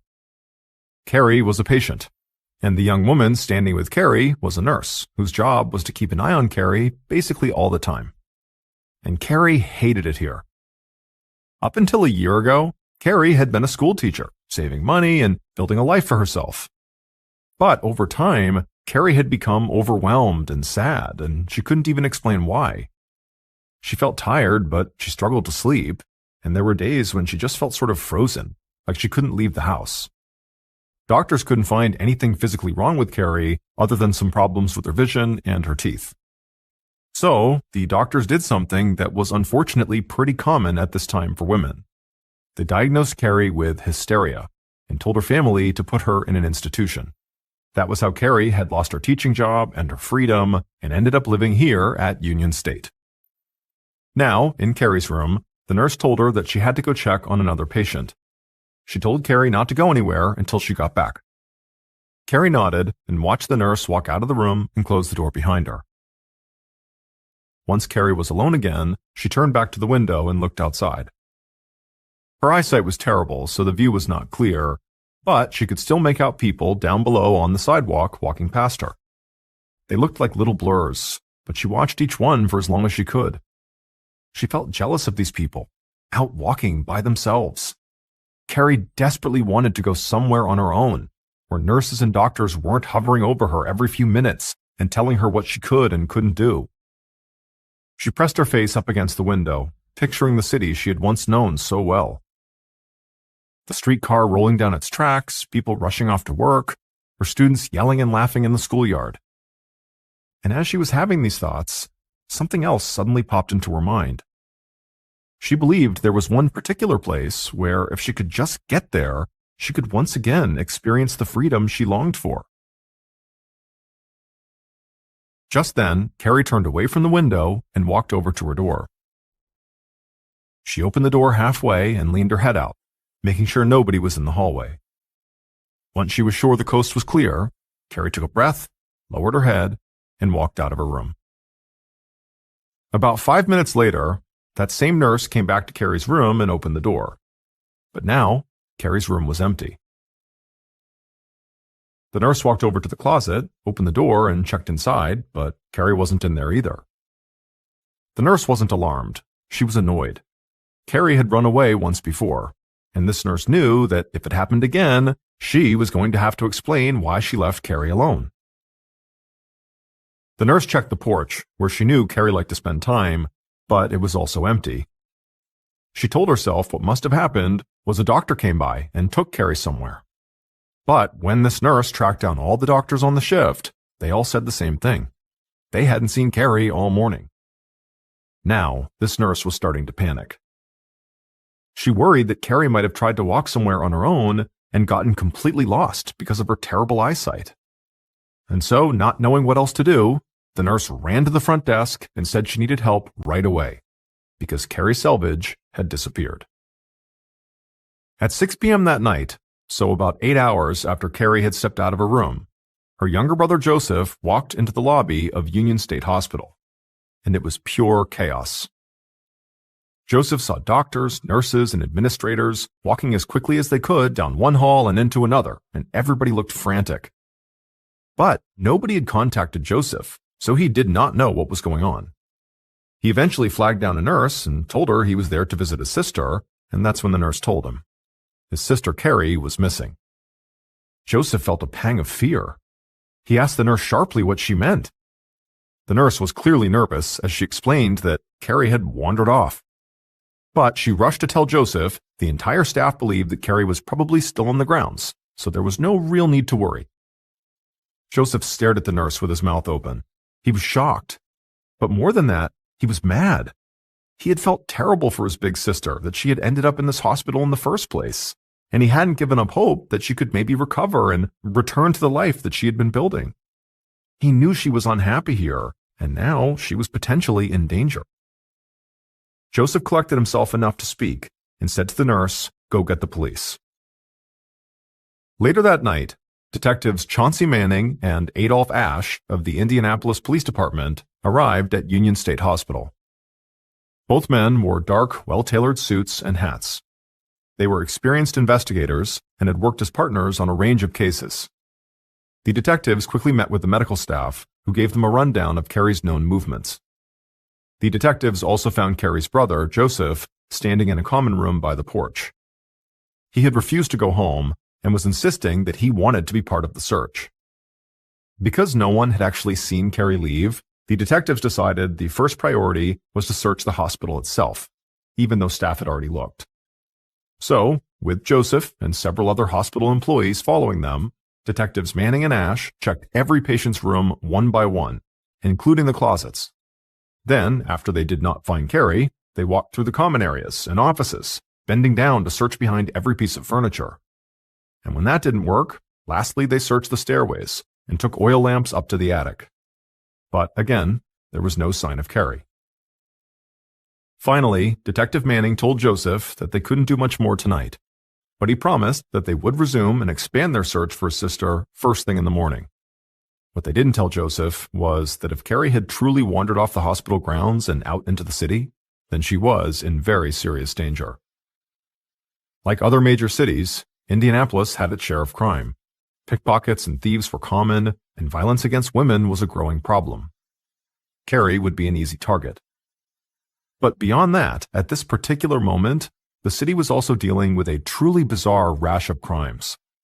A gang of grave robbers were digging up bodies and then selling them on the black market to hospitals and universities that use the bodies for medical research. And in some cases, if a fresh body was required, these gangs would take things into their own hands and actually commit murder in order to provide that body. On the morning of March 12th, so still less than 24 hours after Carrie had gone missing, Detectives Manning and Ashe, along with a group of uniformed police officers, began canvassing the surrounding neighborhood outside of the hospital, hoping they weren't already too late. and pretty quickly they began finding witnesses. A young boy who'd been outside at the time when Carrie had disappeared said he did see a woman in a blue dress, just like the one Carrie was wearing, running down the street right across from the hospital. And a woman who lived nearby said she'd also seen the woman wandering down the street a couple blocks away. Now, this information didn't make it any clearer where Carrie was right now, but it at least gave the detectives some hope that they were finally on her trail. So the detectives wanted to get Carrie's image in front of as many people as possible. But back in 1900, reproducing photographs was not nearly as fast or easy a process as it is today. However, photography had recently become more affordable for people, and newspapers regularly ran photos along with their articles. So, the detectives met with Carrie's brother, Joseph, and got photos of Carrie that they could reproduce as cards to show people around the city. They would also put these photos in the local papers. In the week following Carrie's disappearance, Manning, Ash, and their team walked the city, knocked on doors, and showed Carrie's picture to everyone. But nobody else beyond those initial witnesses had seen her. 2 weeks after Carrie's disappearance, on March 25th, the detectives still had no real leads, and they were getting desperate. By now, they had searched the hospital and its grounds several times. They had crisscrossed the city, dragged small ponds, and conducted hundreds of interviews. At this point, they could only think of one other place to look: the canal that cut through town, that also was not far from the psychiatric hospital. In 1900, very few women were taught how to swim, so Manning and Ash thought Carrie might have wandered near the canal, and with her limited vision, and potentially with her inability to swim, she could have not seen the water, fallen in, and drowned. So the detectives had city workers drain the entire canal. And then after it was drained, they led a group of volunteers through the mud looking for Carrie's body. But after hours and hours of searching, they hadn't found any sign of her. As more weeks passed with no new leads or evidence, the search began to lose momentum. Carrie's brother, Joseph, had started his own campaign, going to different newspapers and asking them to keep putting photos of Carrie front and center. Through his efforts, thousands of people had seen Carrie's photograph, which was a shocking level of publicity for the year 1900. Carrie's face was by now well known across the city. But despite all this, by April of 1900, so about a month after Carrie's disappearance, the newspapers and detectives moved on, and Carrie's case went cold. Joseph and his family never stopped believing that Carrie was out there somewhere, and so every so often, over the next several months, they would put an article in the paper with a message to Carrie in it, promising that if she came out of hiding, she wouldn't have to go back to the hospital. She could come home instead. But Carrie never did.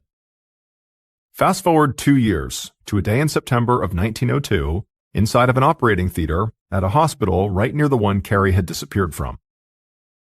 A medical student wove through the crowd to a front row seat in the theater, which gave him a clear view of the operating room right below. The student felt his heart speed up, because in the center of the operating room, he saw a table covered with a bright white sheet, and he knew that underneath that sheet, there was a dead body. He and his fellow medical students had come to the operating theater today to watch a skilled surgeon dissect a real human corpse. This demonstration was, at the time, one of the only ways that doctors in training could gain a better understanding of human anatomy. And it was considered a huge privilege for them to get to witness something like this. The sound of footsteps echoed from below, and immediately the audience fell silent. The student saw the surgeon approach the operating table, and he listened closely as the surgeon explained what they could all expect to see during this demonstration. Then the student watched as the surgeon stepped up to the operating table and removed the white sheet, revealing the pale face of the corpse underneath, with a gold tooth glinting from its open mouth. The student had expected to feel amazement when he saw the body, but instead he felt an unsettling wave of déjà vu. Something about the corpse's face looked familiar to him, but he just couldn't place it. Then, suddenly, it just came to him, and he yelled it out without even meaning to. "It's the missing woman!" he shouted. Some of his classmates laughed uncomfortably, thinking maybe he was making a very bad joke. But the surgeon called for quiet and asked the student what he was talking about. The student stood up and said he would recognize that face anywhere. The woman on the table was Carrie Selvage, the same Carrie Selvage who had disappeared from the psychiatric hospital a couple years ago. Her photograph had been plastered all over the city. Suddenly, all the other students in the operating theater all began talking at once as they leaned forward to get a better look. They all remembered the missing woman, whose brother had given what felt like 50 interviews. And they agreed the corpse on the table looked just like Carrie, down to the gold tooth. Eventually, the surgeon called out to the students to quiet down and clear out of the operating theater. The surgeon had no idea if the med student was right, but he was not about to continue with this demonstration until he checked. A few hours later, Detectives Manning and Ash stood in the operating theater with the surgeon, Carrie's brother Joseph, and Carrie's dentist. All the men stared at the body on the table, and they all had the same reaction. It could be Carrie, but they weren't sure. The medical school had not kept great records on when it actually acquired these bodies. This particular one was slightly decomposed and had been frozen for a long time. The dentist eventually spoke up and said the gold filling was the same kind he'd used for Carrie, and it was in the exact same spot in her mouth. At this, Detectives Manning and Ash walked away from the table and huddled together in a corner to whisper to each other, occasionally taking a look back to make sure nobody, especially not Joseph, was listening. They did this because what they were discussing was incredibly upsetting. Manning and Ash knew that medical schools and hospitals had a hard time acquiring dead bodies for research through legal means, so these institutions often turned to the black market and grave robbers for their supply. In fact, during the initial investigation, they had worried that Carrie might have been the victim of grave robbers who were known to occasionally commit murder in order to increase their supply of dead bodies. Now, the detectives knew they were going to have to step into this dark, bizarre world of grave robbers to get answers. And there was one man in particular they were going to have to talk to. His name was Rufus Cantrell, but the media and the police called him the King of Ghouls. Rufus Cantrell was actually already in jail, so it was easy for Manning and Ash to find him. In just a few hours after they had stood over the corpse in the operating theater, they walked into an office in the jail and sat down at a table across from the man they thought could break their case open for them. Now, Rufus had a reputation for being violent and sort of unhinged, so the detectives were surprised that he was in a very relaxed, almost jovial mood when they met him. He told Manning and Ash that he would help them in any way he could. Manning was suspicious of this level of cooperation, but he still told Rufus all about the dead woman in the operating theater, doing his best to describe the woman's appearance and her teeth. Rufus nodded along as Manning spoke, and then when Manning was done, Rufus said he knew exactly who the detective was talking about. That was the woman who'd gone missing from the psychiatric hospital over 2 years ago. Manning looked at Rufus skeptically and asked how he could be so sure, and then he watched as a wide, unsettling smile spread across the King of Ghouls' face. Rufus said he was sure because members of the grave robbing gang he was a part of had murdered her. At this, Manning and Ash just stood there, staring in shock at the grave robber in front of them. The detectives had come here expecting a very confrontational interview, not an immediate and creepily cheerful confession. They actually didn't even know what to say. So, after a moment of silence, Rufus just kept on talking. He said he personally had not had anything to do with the murder. All he knew was that his band of grave robbers had spotted a woman in a blue dress wandering along a country road and decided she was an easy target. And they had been right. They had attacked her and then dragged her to a house they worked out of in the city, and once they got there, they clubbed her to death, and then put out the word in their network that they had a fresh body for sale. Rufus said that was when he had found out about this, around the time they were actually trying to sell the body. He said that all he had done was actually help arrange the sale of Carrie Selvage's body to the hospital. And then after her body had been sold, it would sit frozen for 2 full years until finally, today, it had been scheduled for dissection. Detectives Manning and Ash left the jail feeling a bit blindsided. They knew there were countless reasons not to trust Rufus. He was already in jail, for one thing, and probably thought that talking to detectives, especially about a case they were really interested in, might get him out. And then there was the fact that this guy, Rufus, had literally sold dead bodies on the black market, and he was possibly a total psychopath. But the murder scenario Rufus had outlined was something the detectives themselves had considered. And in the weeks following that interview, the detectives actually had Rufus lead them, along with Carrie's brother Joseph, to the house where Rufus claimed the murder took place. And there they would find a club, as well as pieces of women's clothing. So, although Manning and Ash still remained skeptical of Rufus's story, the King of Ghouls had given them just enough evidence to finally close the case. Carrie Selvage was officially declared dead. But there was just one problem, and that was that Carrie's brother, Joseph, absolutely refused to believe it. Now, Joseph didn't have a good alternate theory about what happened to his sister, but the grave robber story made no sense to him. Carrie had bad eyesight and she was generally nervous and unhappy, but she wasn't stupid. She had grown up in the city and knew not to wander alone at night down country roads. Plus, he knew Rufus had gotten a lighter sentence in return for his story and cooperation, so how true could it really be? And also, part of Joseph just wanted to believe that his sister had escaped the hospital and found the freedom she so desperately wanted and was now off living happily and choosing not to let anyone find her. And Joseph would hold on to this belief for a long time, until on April 26, 1920, so over 20 years after Carrie's disappearance. On that day, Joseph got an urgent and confusing telephone call from the police at his home. An officer said he'd heard from a construction company that was working on a building in town. It was an orphanage that they were converting to an automobile repair shop, and this construction crew had found something that Joseph just needed to see.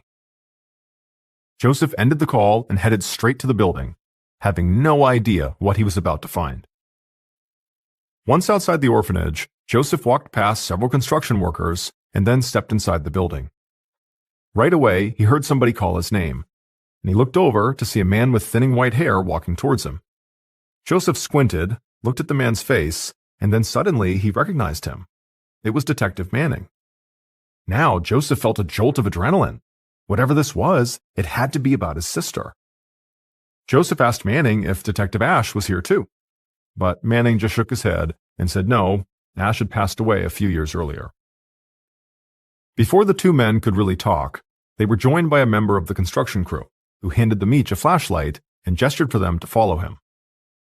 As Joseph walked through the building, he could see that the construction crew had already made a lot of progress, but it still looked like parts of the building hadn't changed in decades, and it was one of these old, untouched areas of the building where this crew member led Joseph and Manning.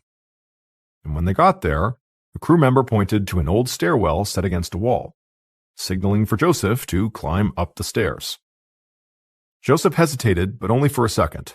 Then he took a deep breath and slowly walked up the steps. When he reached the top, he found himself standing in a dark, narrow hallway with a low ceiling that made him feel totally claustrophobic. Joseph bent down, but it still felt like the ceiling was pressing in on him. And as he walked down this hallway, shining his flashlight from side to side, it almost looked like the walls were closing in. Joseph felt his chest tightening. This place was cramped and pitch black, and even though he knew it was ridiculous, he had this feeling like he could get stuck here. But finally, his light caught something at the end of the hallway. It was a small door built into the wall ahead of him, and it looked just big enough for him to fit through. Joseph reached the end of the hall and caught his breath. Then he opened the door and squeezed through. He stumbled forward and found himself inside of a cold, damp room that was only about 4 feet by 6 feet. But unlike the hallway, it wasn't dark and stuffy. Instead, sunlight flooded this room through 2 windows. It was bright and the air was fresh. Joseph flipped off his flashlight and began turning in a slow circle, surveying the room. And halfway through the circle, he froze. At this moment, Joseph knew he had been right for decades. That grave robber, the King of Ghouls, Rufus Cantrell, had lied. The body on that table in the operating theater had not been his sister's. Because leaning against the wall inside of the small room, Joseph saw the skeletal remains of a woman, with tattered pieces of a blue flannel dress clinging to her bones and 2 old slippers lying at her feet. Joseph turned away from the skeleton towards the window. Through it, he could see almost the entire city. And Joseph started crying. Because now he understood that as much as he'd wanted to believe it, his sister Carrie had never escaped and found her freedom. Because it would turn out that the orphanage that Joseph had come to, where he climbed the old stairwell and found his sister's body, had once been the Union State Hospital, the psychiatric institution where Carrie had been committed. The hospital had shut down not long after Carrie disappeared, and the building had been used for several different things in the years that followed. And now, the construction crew that was converting it into an automobile repair shop had discovered this old staircase by accident. And that staircase led to a tiny hidden room that was located up above the attic, and that had windows to the outside. Joseph and the detectives had searched the hospital attic on the day Carrie went missing, but they hadn't noticed the staircase. So they didn't know that Carrie had actually been right there, just above them, the whole time. The official report on Carrie's death would later conclude that her terrible eyesight had led her to become lost and wind up in this room and not know how to get out again, and then she froze to death. But, as always, Joseph did not accept the official statement. In fact, he would spend years coming up with theories of his own. But there was one theory that couldn't be ignored, and that was that maybe Carrie didn't get confused and stuck inside the room because she couldn't see. Maybe, when she crawled into that secret room, she had known exactly what she was doing. Because Carrie had almost certainly been alive throughout the entire search of the hospital. Staff, police, and her own brother had been just feet away. But she never once called out or made any noise. So maybe Carrie had just decided to sit there quietly, looking out the window and across the city where she'd once been free. And when night fell and she felt that bitter cold coming on, she chose to stay in that room. The only place she knew where she could be on her own and where nobody would tell her what she could and couldn't do. On April 30th, 1920, 4 days after the discovery of her remains, Carrie Selvage was buried next to her mother and finally laid to rest. As for the two witnesses who said they had seen Carrie basically right after she had gone missing, running down the street, had simply been mistaken.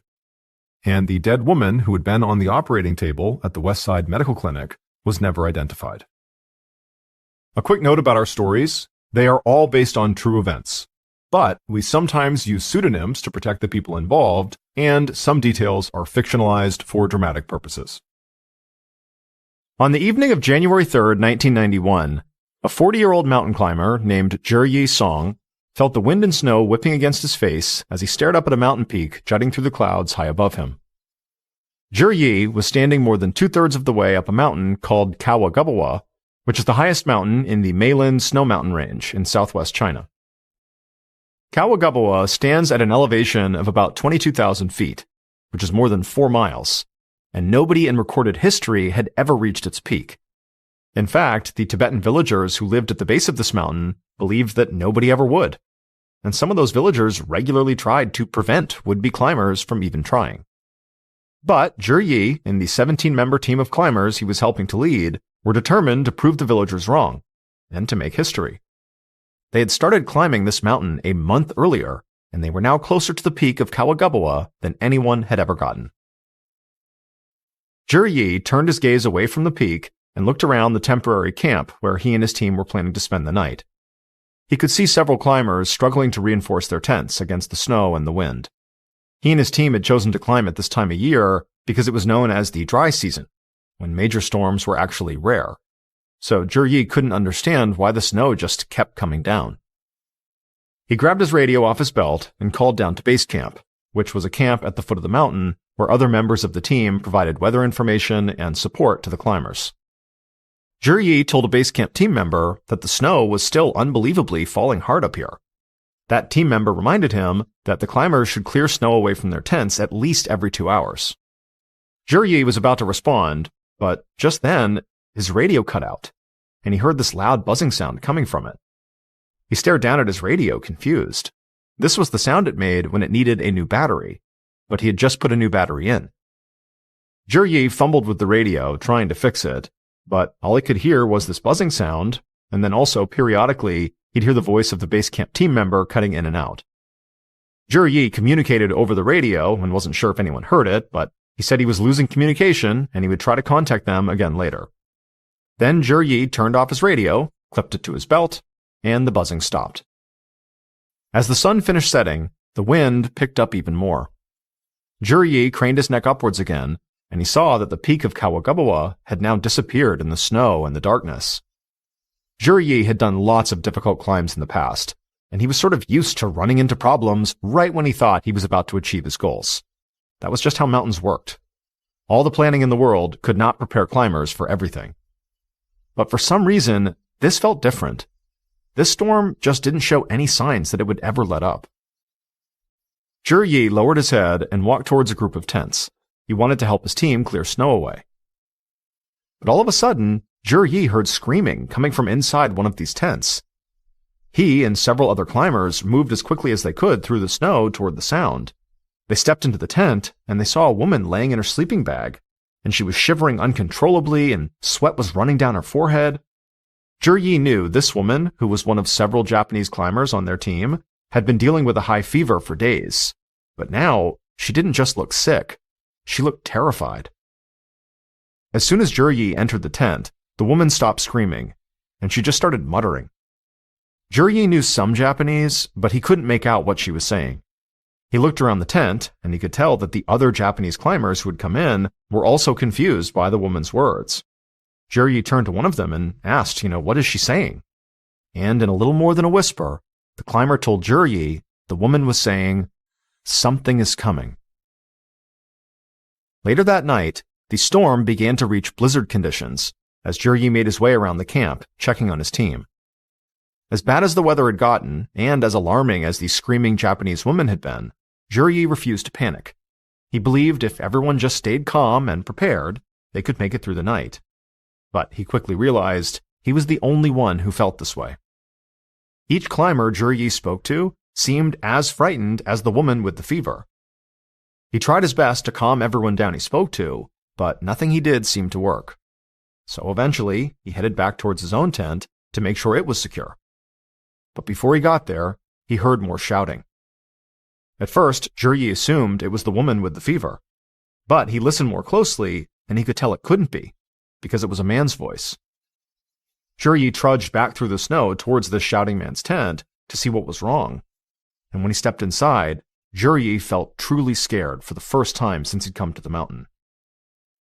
Inside the tent, Yi saw one of the climbers sitting by a fire, pen and notebook clutched in his hands, and on his face was this wild look. His eyes were darting from one side of the tent to the other, and he would shout at something only he could see and hear. And then he would scribble furiously in his notebook. It was like he had lost his mind. Yi was so unsettled that he just backed out of the tent, and as soon as he was outside, he turned and began rushing back through the snow towards his tent. However, as he was between tents, he heard this loud rumbling sound, almost like the banging of a drum, coming from high up the mountain. He froze where he was, terrified, and he heard the sound of trees cracking and splitting, and he knew this must be it. This is the avalanche. However, when Yi looked up the mountain, expecting to see a mass of ice and rock barreling down the mountain towards them, all he could see was the falling snow and the black night sky. There was no avalanche. Early the next morning, January 4th, the snowstorm subsided, and the weather on Kawagabawa turned calm and sunny. A team leader down at base camp radioed up to Yi to see how the climbers fared over the night, but Yi didn't respond. So the team leader tried radioing the other members of the team that were up there with Yi as well, but they too didn't respond. And so this team leader sent out a small search team to see if they could get a visual of Yi and the other climbers he was with. However, remember, these climbers were thousands of feet up the mountain from base camp. So under the best of circumstances, it would have been really hard to look up and have seen them. And these were certainly not the best circumstances. There had been this huge snowstorm over the night, a snowstorm that really wasn't even supposed to happen this time of the year, which made getting a visual on Yi and his team nearly impossible. And so this team leader quickly realized that if the climbers had gotten lost up on the mountain, he didn't have the resources to mount an effective search. So he quickly informed multiple government agencies that his team was missing, and then the government took over. That day, the Chinese government launched a massive operation on Kawagabawa, Professional search and rescue teams worked with volunteers on the ground, and airplane and helicopter pilots circled the mountain. But after 2 weeks of this daily intense searching, it became clear Juryi and the rest of the climbers, along with any remnants of their camp, had disappeared. On January 22nd, so 18 days after the climbers had gone missing, rescuers abandoned the search, and the government issued an official statement. The statement said that while massive snowstorms were indeed rare for this time of the year, they were not actually impossible to occur. So officials said the storm likely caused an avalanche that wiped out the camp and buried the climbers somewhere they couldn't be found. Now, this explanation was very logical, and for most people, it marked the end of this very tragic story. But not for the villagers who lived at the base of Kawagabawa. These villagers, who didn't think anyone would ever summit the mountain, and who actively tried to stop those that did, they did not believe the official statement. They had a story of their own, which they were certain was the real explanation for what had happened to the climbers. And when the government issued its statement, these villagers tried to tell people that the government was wrong. And so, when climbers and tourists from all over came to Kawagabawa, these villagers told them what they believed actually happened, and how it would happen all over again if anyone tried to reach the mountain's peak. Now, most people dismissed the villagers' story as rumor or superstition, and that was a reasonable way to react to this, until 7 years later, when 3 shepherds from the village made a terrible discovery. 7 years later, on the afternoon of June 18, 1998, 3 shepherds were walking along a glacier near the base of Kawagabawa. This glacier was 2.5 miles away from where Juryi and the rest of his climbers had set up their final camp. But the shepherds were not there to do any kind of search. This glacier was located near their village, and it was home to a temple that they often visited. So they were talking and walking towards the temple when, just up ahead of them, one of the shepherds spotted something bright and colorful sticking up out of the ice. The group was intrigued, and they began walking towards it, thinking it might be a prayer flag. But as they got closer, and this colorful object came into focus, the group went quiet. And then the shepherds also saw there were other colored objects just like this one scattered around the area. These objects were the bodies of the climbers who had disappeared from Kawagabawa 7 years earlier, still wrapped in the colorful coats they'd been wearing when they headed up the mountain. But what the shepherds could not have known in this moment was that buried under the ice with the bodies was a diary, which one of the climbers had used to record the events of the ascent. It belonged to the climber that Juryi had seen shouting at an unseen force and scribbling furiously on the night they all vanished. And this diary would reveal that the stories the villagers told about Kawagabawa and the lost climbers were more than just legend.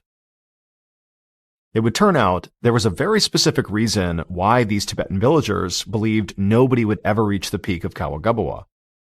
It was because the peak was said to be a sacred place.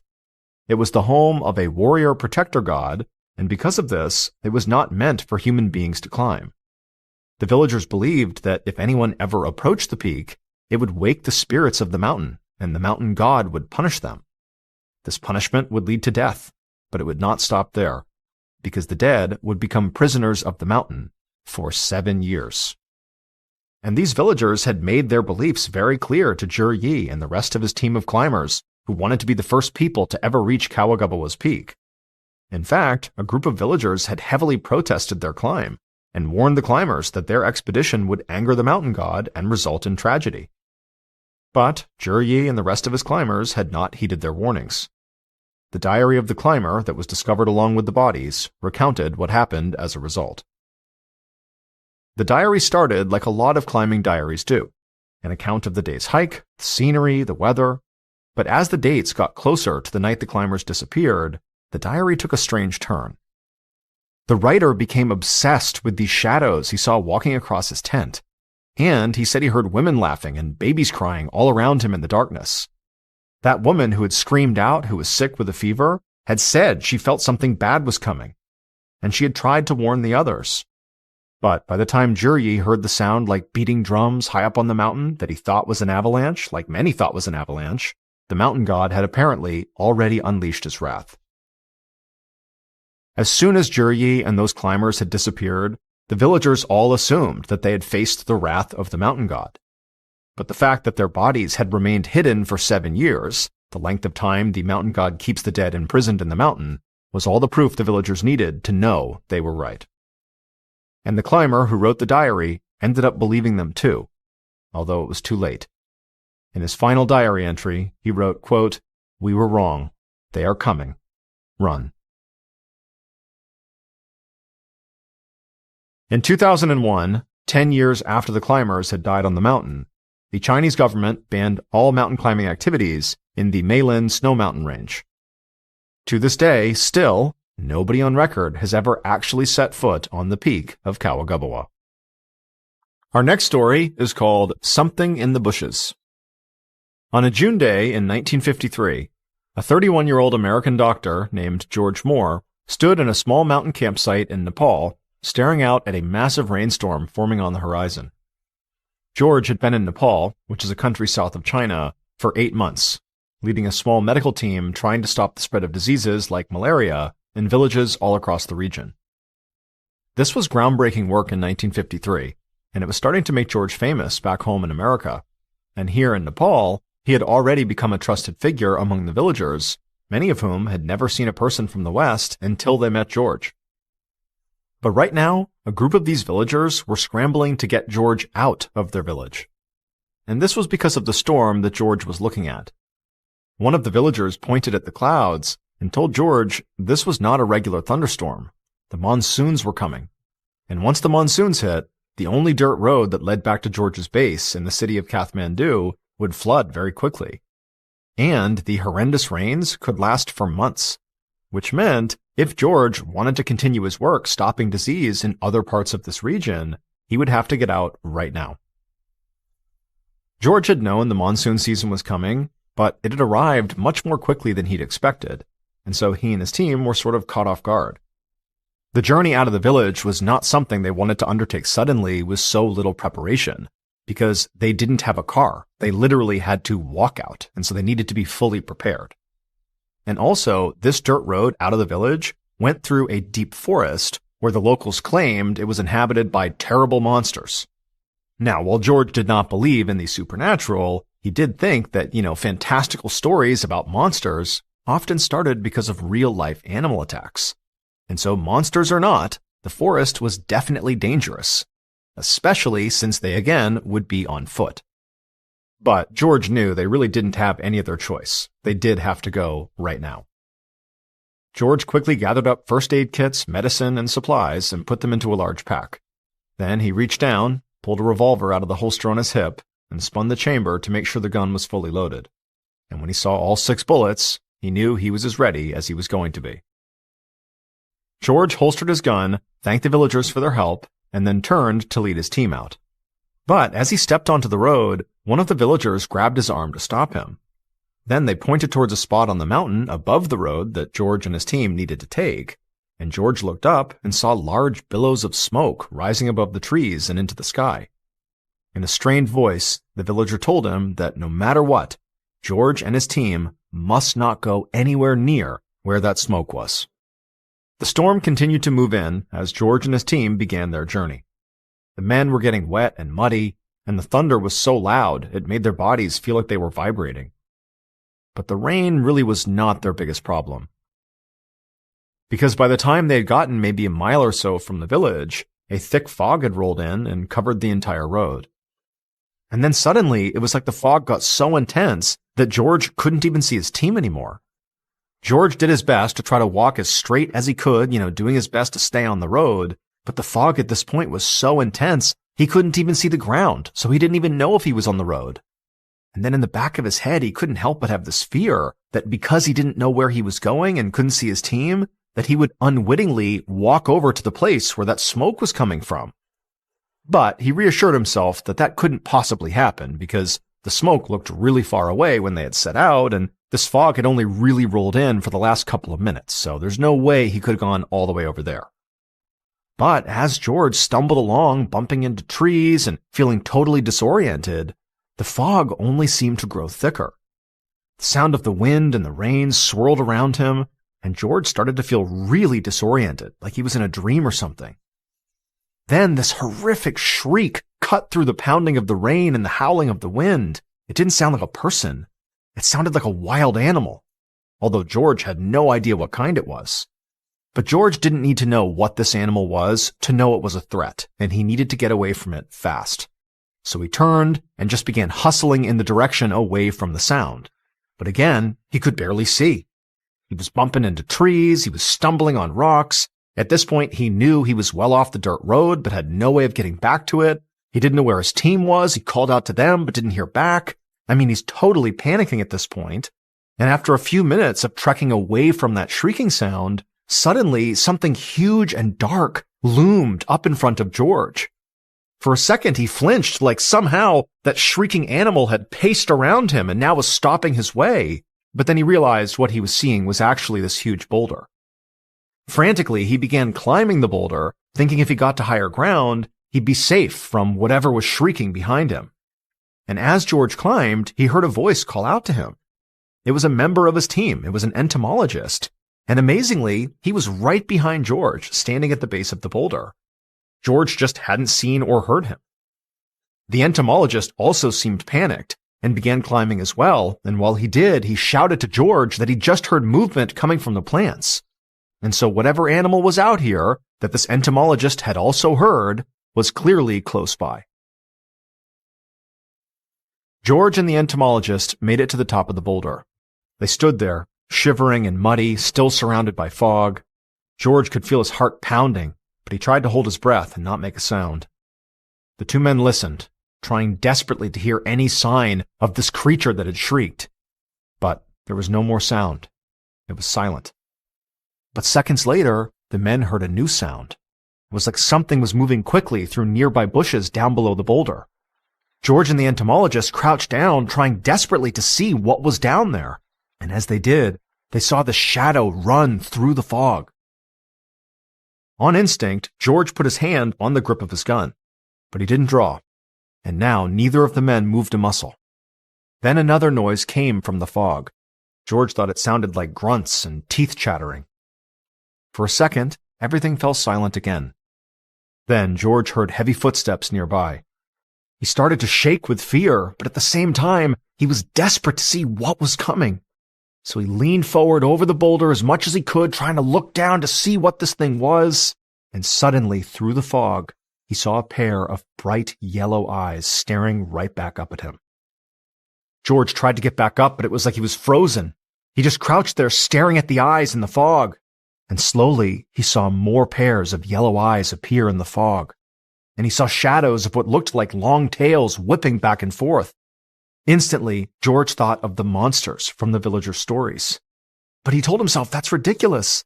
These were clearly just langur monkeys. He reminded himself that he was a doctor, a scientist. There had to be a rational explanation. These were just animals. They couldn't be monsters. But then one of these creatures moved forward and put its claw on the boulder and began to climb up. And at this point, George finally got a clear look at it.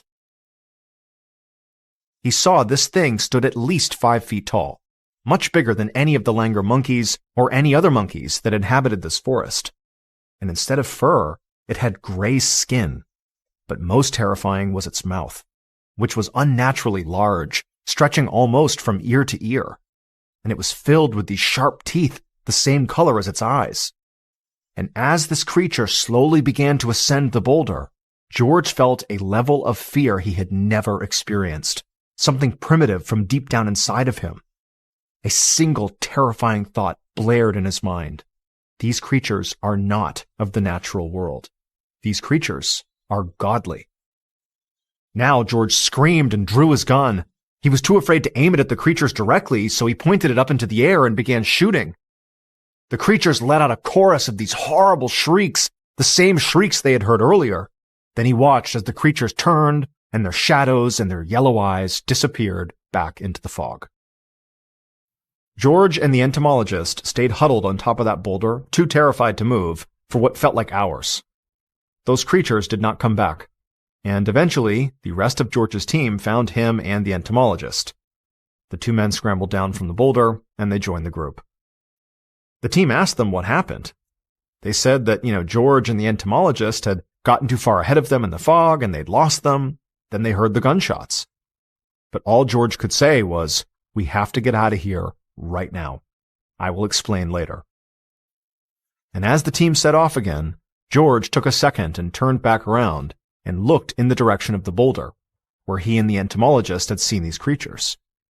And now that he had a little more perspective and the fog had cleared just a little bit, he saw something that he hadn't seen before. That column of smoke that he had been warned not to go anywhere near was coming up right from behind the boulder.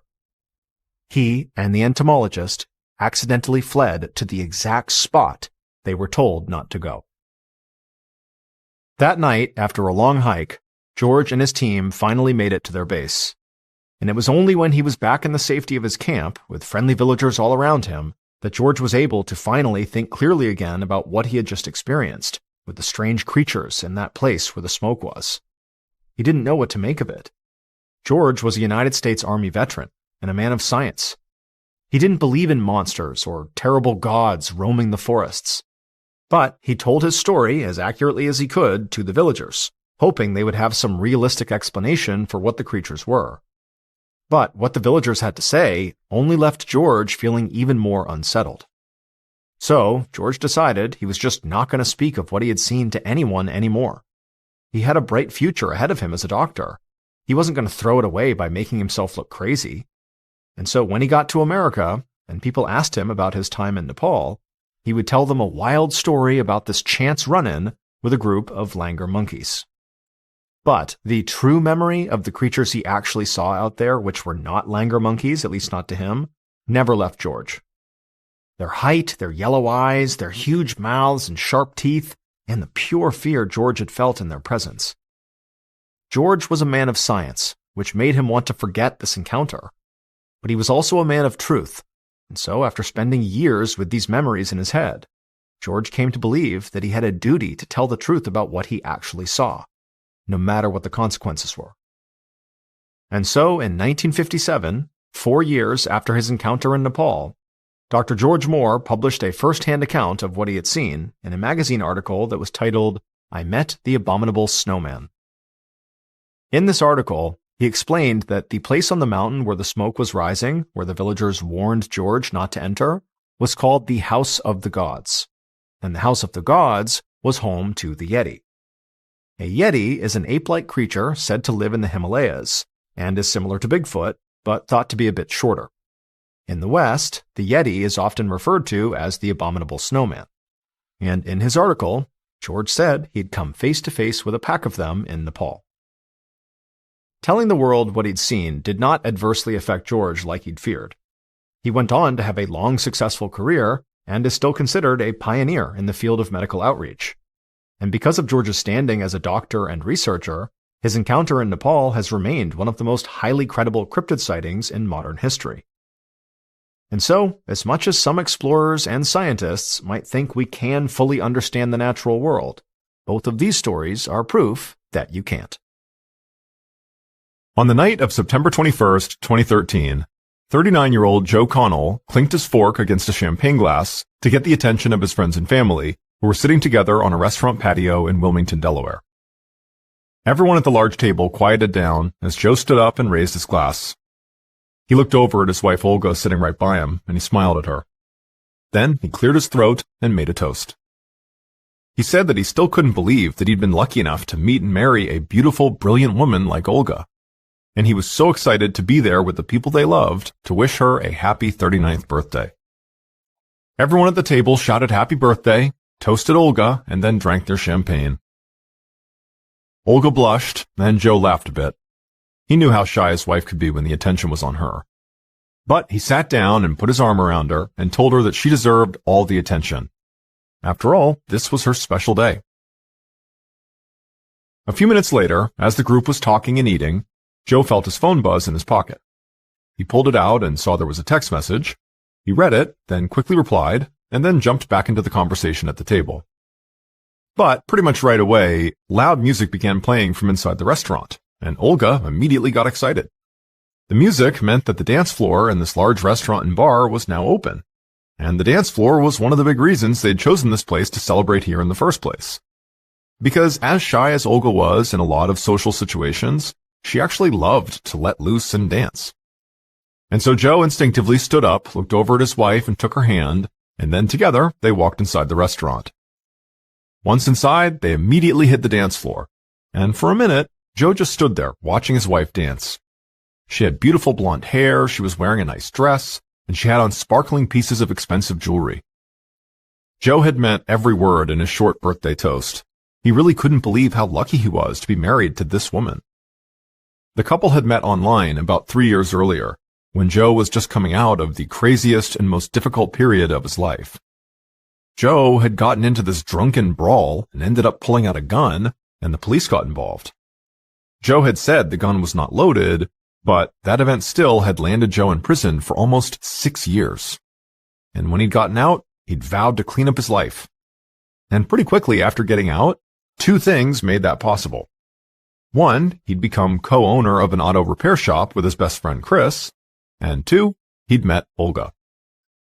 Joe and Olga had gotten along right away, and so they quickly set up a date. And as soon as they hung out in person, Joe thought Olga was the most beautiful woman he'd ever seen, and one of the smartest people he'd ever met.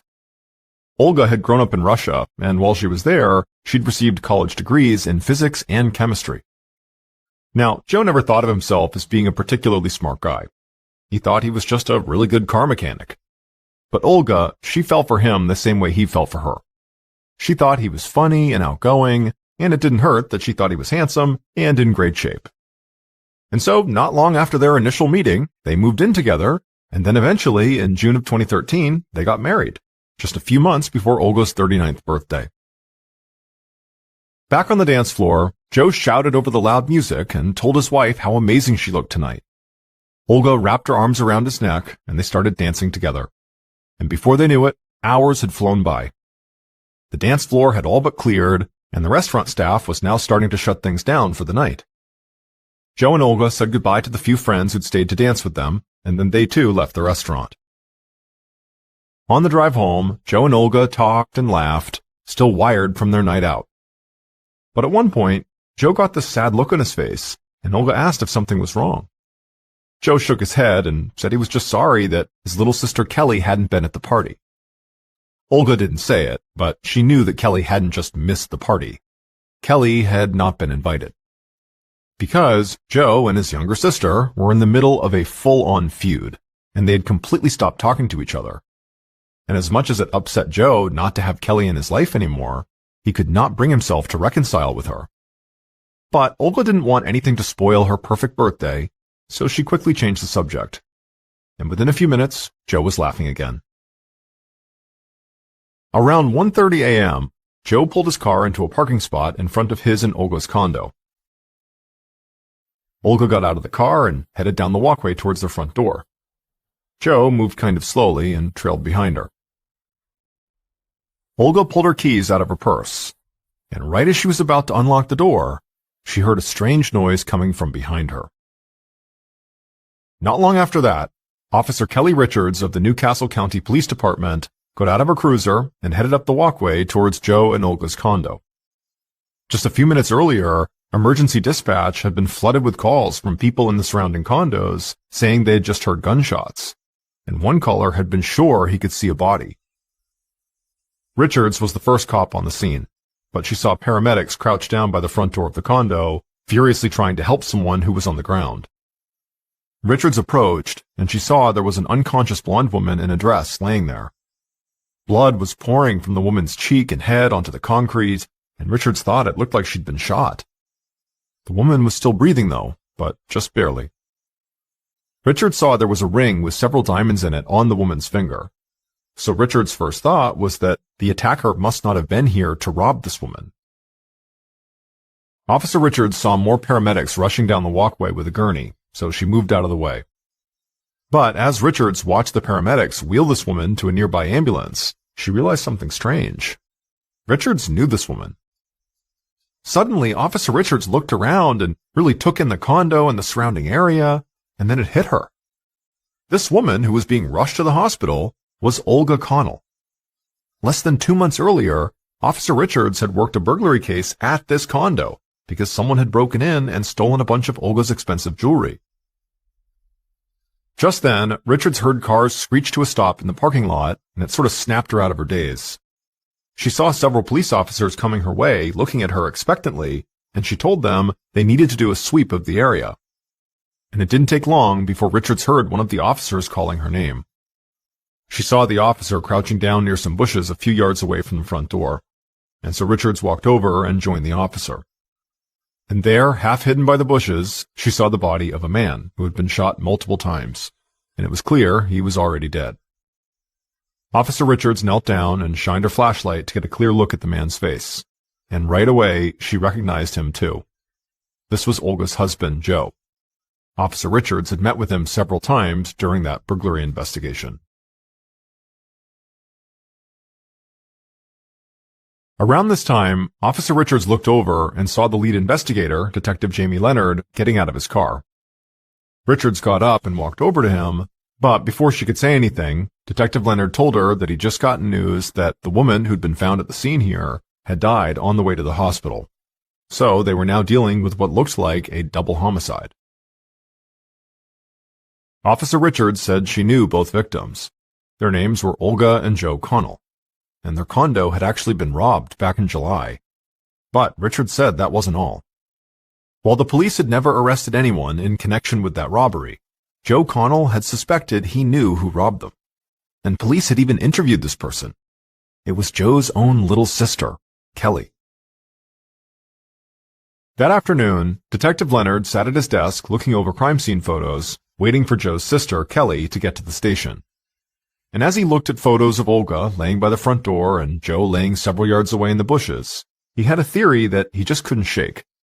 Leonard had spent the entire morning with Officer Richards and a few others combing the area around the condo, and a couple of things had stood out to him. The first was that the bushes where Joe's body had been found were littered with 9mm bullet casings.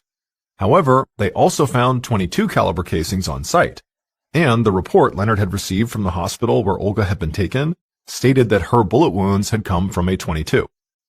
Now, Leonard knew it was possible that the killer could have just had two different guns on them.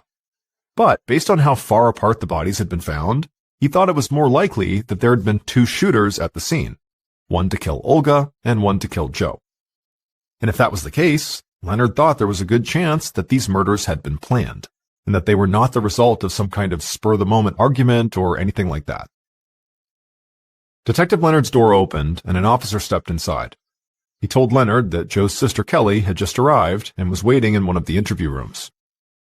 Leonard put the crime scene photos back in a folder, put on his suit jacket, and then walked out of his office. Detective Leonard reached the interview room, went inside, and sat down at a table across from Kelly. And right away, his first impression was she looked like she hadn't slept all night. Joe and Olga's immediate families had all been informed about the murders. But since Olga's family was in Russia, Joe's parents and his two siblings were the ones dealing directly with the police. And Leonard knew that could take a toll on someone. So he started the interview with what he thought was a simple question. What was Kelly's relationship with her brother Joe like? But just hearing this question sent Kelly into a total breakdown. She began sobbing and she struggled to catch her breath. She said that she and Joe had actually been fighting and had stopped talking to each other. But now he was dead, and so she'd never get a chance to talk to him again. Detective Leonard just sat there quietly and let Kelly cry for a few minutes. As far as he could tell, Kelly was truly upset about the death of her brother. But Leonard also knew that didn't necessarily mean she was totally innocent. When Kelly finally composed herself and said she was okay to continue, Detective Leonard laid everything out. He told her he knew about the burglary at Joe and Olga's condo, and he knew she, Kelly, had been interviewed by police in connection to that crime. He also assumed that that's why she and her brother had stopped talking to each other. But Kelly said no, that her and Joe had actually started fighting before all that. And then Kelly leaned forward and began telling her story. And as she did, Detective Leonard just sat there thinking, this sounds totally insane. Kelly told the detective that years ago, her mother had given her the most beautiful ring with a bunch of diamonds in it. The ring was a family heirloom, and her mom had wanted to pass it on to her only daughter. Kelly had treasured this ring and dreamed of it being her engagement ring someday. Then, a few months ago, Kelly's mother had asked if she could borrow the ring so she could wear it on a trip she was taking. Kelly said of course, After all, it had been her mother's ring for a long time before Kelly got it. However, when her mom had returned the ring, Kelly knew right away that something was wrong. The ring looked different. So, on a hunch, Kelly had brought the ring to a jeweler, and the jeweler said there were no diamonds in this ring. There were only cubic zirconias. Cubic zirconias are cheaper stones that are often used to imitate diamonds. Kelly told Detective Leonard that she'd been really confused at first. But pretty soon, everything clicked when she heard that Joe had given Olga this beautiful engagement ring with several diamonds in it. And so Kelly got in touch with Olga, wanting to know if those diamonds had come from her family heirloom ring. Olga had said she had no idea what Kelly was talking about, but it hadn't taken long for Kelly to get her mom and Joe to admit what they had done. They had taken the diamonds out of Kelly's ring when she lent it to her mother, put those diamonds in a new ring for Olga, and put cubic zirconias in the original, gave it back to Kelly, and just hoped Kelly wouldn't notice. At this point, Kelly stopped talking. And at first, Detective Leonard really didn't know what to say. This was like the plot twist of a heist movie or something. But he quickly got back on track. He asked point blank if Kelly had broken into Joe and Olga's condo to try to steal the diamonds back, or to steal other jewelry to get back at Joe for what he'd done. At this point, Kelly broke down again. She said she had nothing to do with the burglary. And as angry as she was, Joe was still her brother, and she loved him. Leonard wrapped up the interview by asking Kelly where she had been when Joe and Olga had been killed. And Kelly said she'd been home alone. She knew that was not a great alibi, but it was the truth. After the interview ended, Leonard considered Kelly to be a major suspect, but he didn't have any concrete evidence to hold her, so he had to let her go. The detective had not slept in a while, but he had no intention of stopping anytime soon. And after Kelly's crazy story, he wanted to talk to someone outside of the family about Joe, someone who would not have been mixed up in the family feud and who hadn't swiped any diamonds. So Leonard headed across town to Joe's auto repair shop. Later that afternoon, still not even 24 hours after Joe and Olga's bodies had been found, Detective Leonard walked across the parking lot of the auto repair shop that Joe had co-owned. He saw several mechanics hard at work on different cars, and he also saw a few guys who looked like they'd just come by the shop to hang out. They seemed a little strange to Leonard, but he didn't think too much about it. He walked into a small lobby, and he saw a man who looked like he was around 30 sitting behind the counter. Detective Leonard introduced himself and showed his badge, and the man behind the counter stood up. He said his name was Chris Rivers, and he asked if there was a problem. Leonard asked him if he knew who Joe Connell was. Immediately, Chris let out a big sigh, and a very annoyed look came across his face. He looked right at Leonard and said, "What did he do now?" This was not what the detective had expected. In fact, it really threw him off. Leonard had planned to come by the shop, learn a bit about Joe, and then leave. But now, he wondered if Chris might have information about something illegal Joe had been mixed up in. So, right there on the spot, Leonard changed his plan, and he asked Chris if he wouldn't mind coming to the station to answer some questions. The sun had begun to set by the time Detective Leonard and Chris sat down together inside of an interview room. Based on what Chris had said at the auto repair shop, it seemed like he had no idea Joe had been killed, and Leonard didn't tell him. Instead, the detective asked Chris what he did at the auto repair shop. Chris said he co-owned the place with Joe, but sometimes he felt like he was doing everything by himself. Leonard asked him to elaborate, and so Chris said, Joe seemed to like the idea of owning the business way more than actually running the business. Leonard smiled like he could relate, and he asked Chris if Joe's behavior upset him. Chris said of course it did. It was hard enough keeping the shop open, let alone profitable. But suddenly, Chris stopped talking and just stared at Detective Leonard. Chris realized he'd just started ranting and still had no idea why he was there. So he asked again, what had Joe done? At this point, Detective Leonard knew he had to tell Chris what